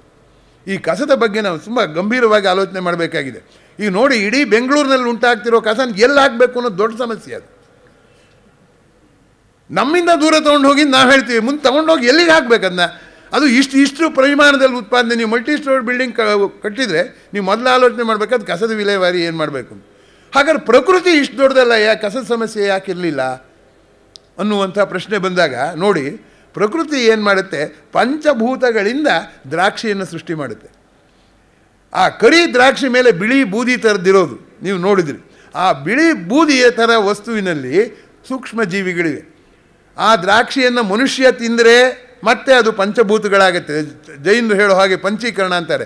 ದೇಹವನ್ನು ಬಿಸಾಡಿದರೂ ಕೂಡ ಅದು ಪಂಚಭೂತಗಳಿಂದ ಆದದ್ದು ಪಂಚೀಕರಣ ಆಗಿಬಿಡುತ್ತೆ. ಮತ್ತೆ ಇನ್ನೊಂದು ಸರಿ ದೇಹ ಸೃಷ್ಟಿಗೋ ಇನ್ನೊಂದು ಸರಿ ದ್ರಾಕ್ಷಿ ಹಣ್ಣು ಸೃಷ್ಟಿಗೋ ಆಗುತ್ತೆ. ಮನುಷ್ಯ ತಿನ್ನಲಿಲ್ಲ ಅಂತ ಇಟ್ಕೊಳ್ಳಿ, ಆ ಪ್ರಾಣಿ ಯಾವುದೋ ತಿನ್ನುತ್ತೆ, ಆವಾಗಲೂ ಪಂಚೀಕರಣ ಆಗುತ್ತೆ. ಪ್ರಾಣಿನೂ ತಿನ್ನಲಿಲ್ಲ ಅಂತ ಇಟ್ಕೊಳ್ಳಿ, ಆ ಧೂಳಿಂದ ಬಿಳಿಯ ಧೂಳಿದೆಯಲ್ಲ ಅದರಲ್ಲಿರೋ ಸೂಕ್ಷ್ಮ ಜೀವಿಗಳು ಅದನ್ನು ವಿಭಜನೆ ಮಾಡಿಬಿಡುತ್ತೆ. ಹಾಗಾಗಿ ನಿಸರ್ಗದಲ್ಲಿ ಎಲ್ಲವೂ ಚಕ್ರೀಯವಾಗುತ್ತೆ.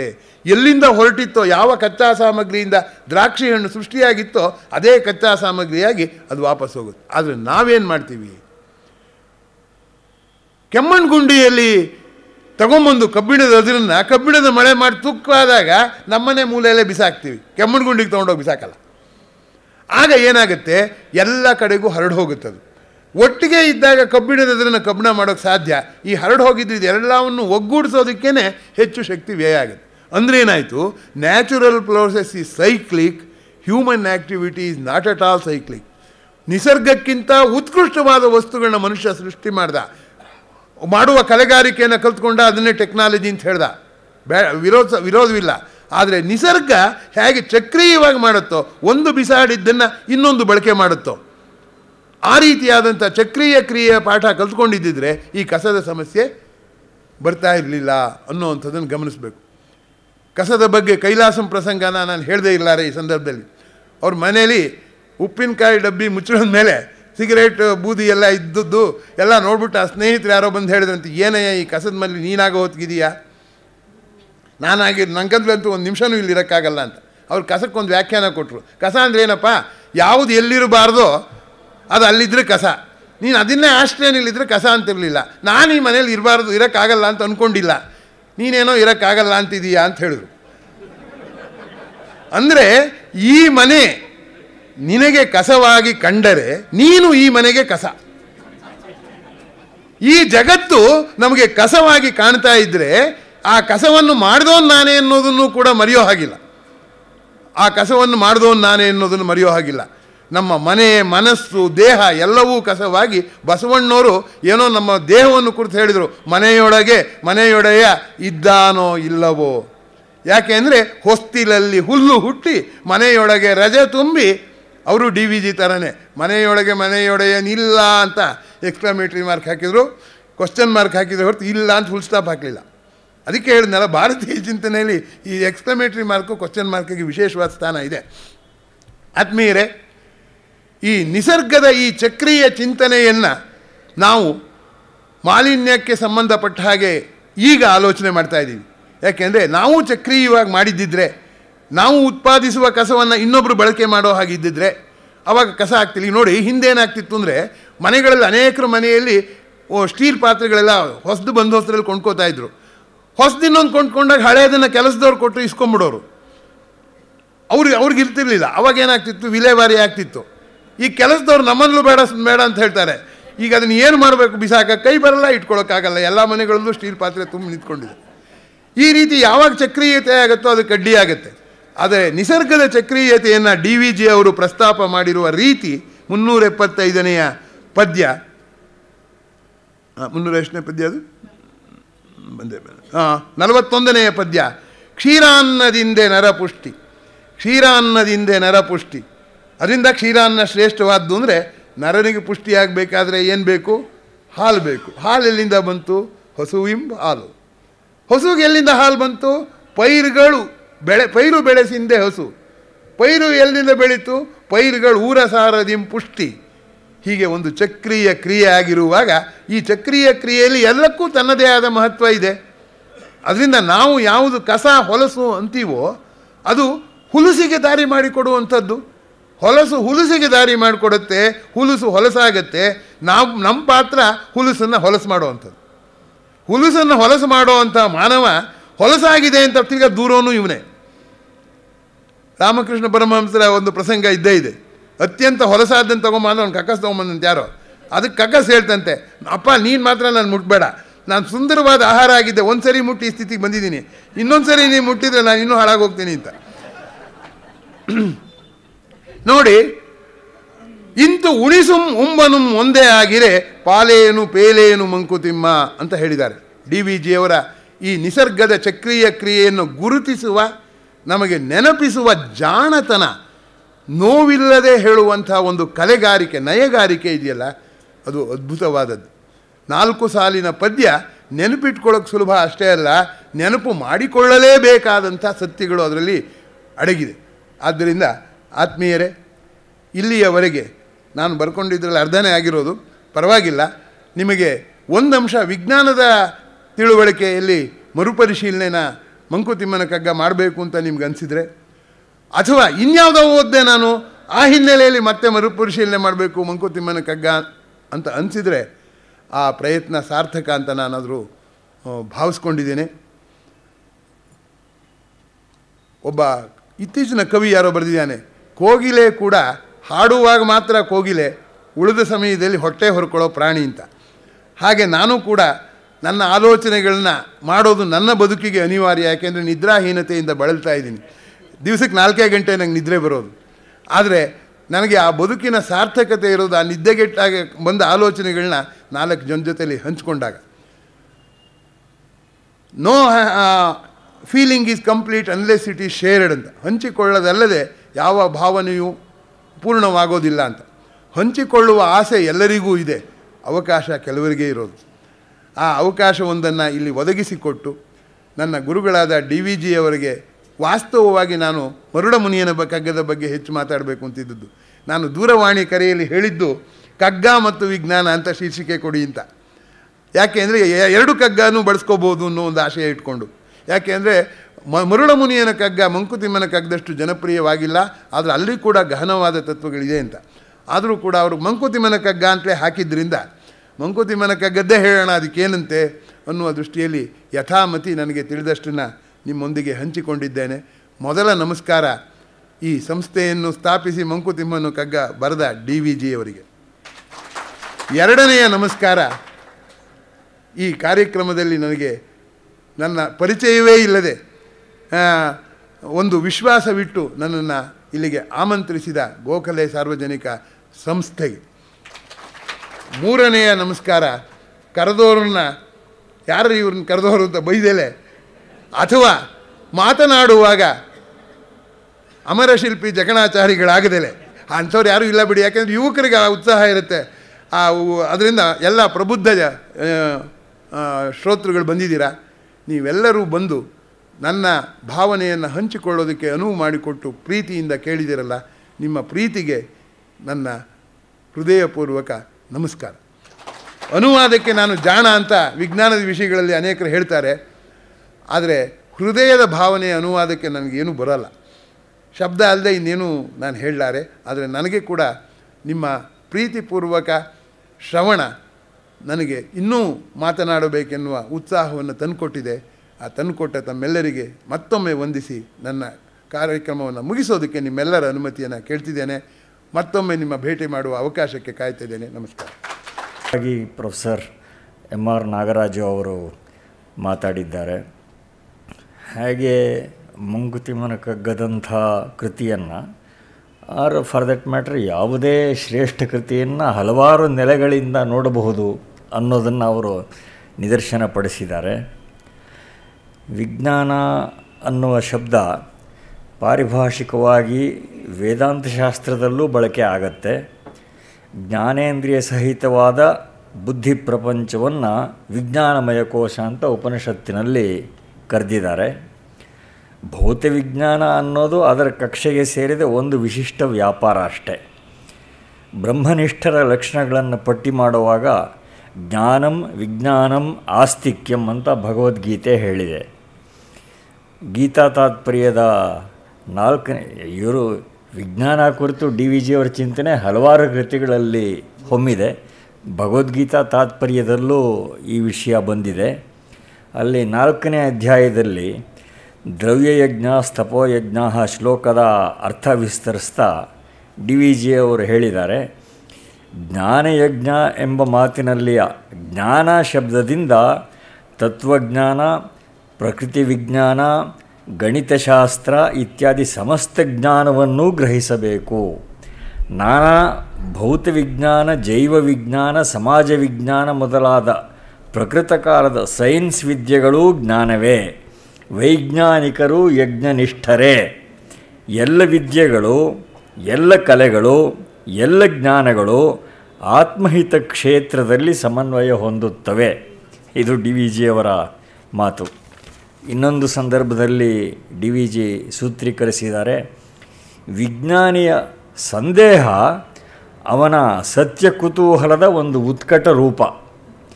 ಸತ್ಯಾನ್ವೇಷಣೆಯಲ್ಲಿ ಸಂದೇಹಕ್ಕೂ ಒಂದು ಸ್ಥಾನ ಉಂಟು.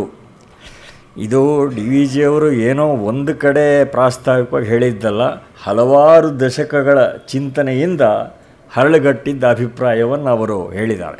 1910ರಿಂದಲೇ ಅವರು ವಿಜ್ಞಾನದ ಬಗ್ಗೆ ಬೇರೆ ಬೇರೆ ಸಂದರ್ಭಗಳಲ್ಲಿ ಮಾತನಾಡ್ತಾ ಬಂದಿದ್ದಾರೆ. ವಿಜ್ಞಾನಿ ಐನ್ಸ್ಟೈನ್ 1934ರಲ್ಲಿ ಒಂದು ವಿಶ್ಲೇಷಣೆ ಕೊಟ್ಟಿದ್ದ. The scientists religious feeling takes the form of a rapturous amazement at the harmony of natural law. It is beyond question closely akin to that which has possessed the religious geniuses of all ages. ಹೀಗಾಗಿ ಎಲ್ಲ ಸಮುನ್ನತವಾದ ಮನಸ್ಸುಗಳ ಮೇಧೆಗಳ ಚಿಂತನೆ ಒಂದೇ ದಿಕ್ಕಿನಲ್ಲಿದೆ ಅಂತ ಗ್ರಹಿಸೋದಕ್ಕೆ ನಾವೇನು ಕಷ್ಟಪಡಬೇಕಾದ್ದಿಲ್ಲ. ಇದನ್ನು ಇದ್ದ ಸ್ವಲ್ಪ ಸಮಯದಲ್ಲಿ ಉಪಲಕ್ಷಣಾರ್ಥವಾಗಿ ನಿದರ್ಶನಾರ್ಥವಾಗಿ ಪ್ರೊಫೆಸರ್ ನಾಗರಾಜು ಅವರು ಕೆಲವು ಪದ್ಯಗಳ ಉಲ್ಲೇಖ ತೆಗೆದುಕೊಂಡು ಬಹಳ ಸೊಗಸಾಗಿ ಈ ಮೌಲಿಕ ತತ್ವವನ್ನು ನಮಗೆ ಮನವರಿಕೆ ಮಾಡಿಕೊಟ್ಟಿದ್ದಾರೆ. ಪ್ರೊಫೆಸರ್ ನಾಗರಾಜು ಅವರಿಗೆ ತಮ್ಮ ಪರವಾಗಿ, ಗೋಖಲೆ ಸಂಸ್ಥೆಯ ಪರವಾಗಿ ಹಾಗೂ ಪ್ರಾಯೋಜಕರಾದ ಡಾಕ್ಟರ್ ಬಿ ವಿ ಸುಬ್ರಾಯಪ್ಪನವರ ಪರವಾಗಿ ಕೃತಜ್ಞತೆಯನ್ನು ಸಲ್ಲಿಸ್ತಾ ಇದ್ದೇನೆ.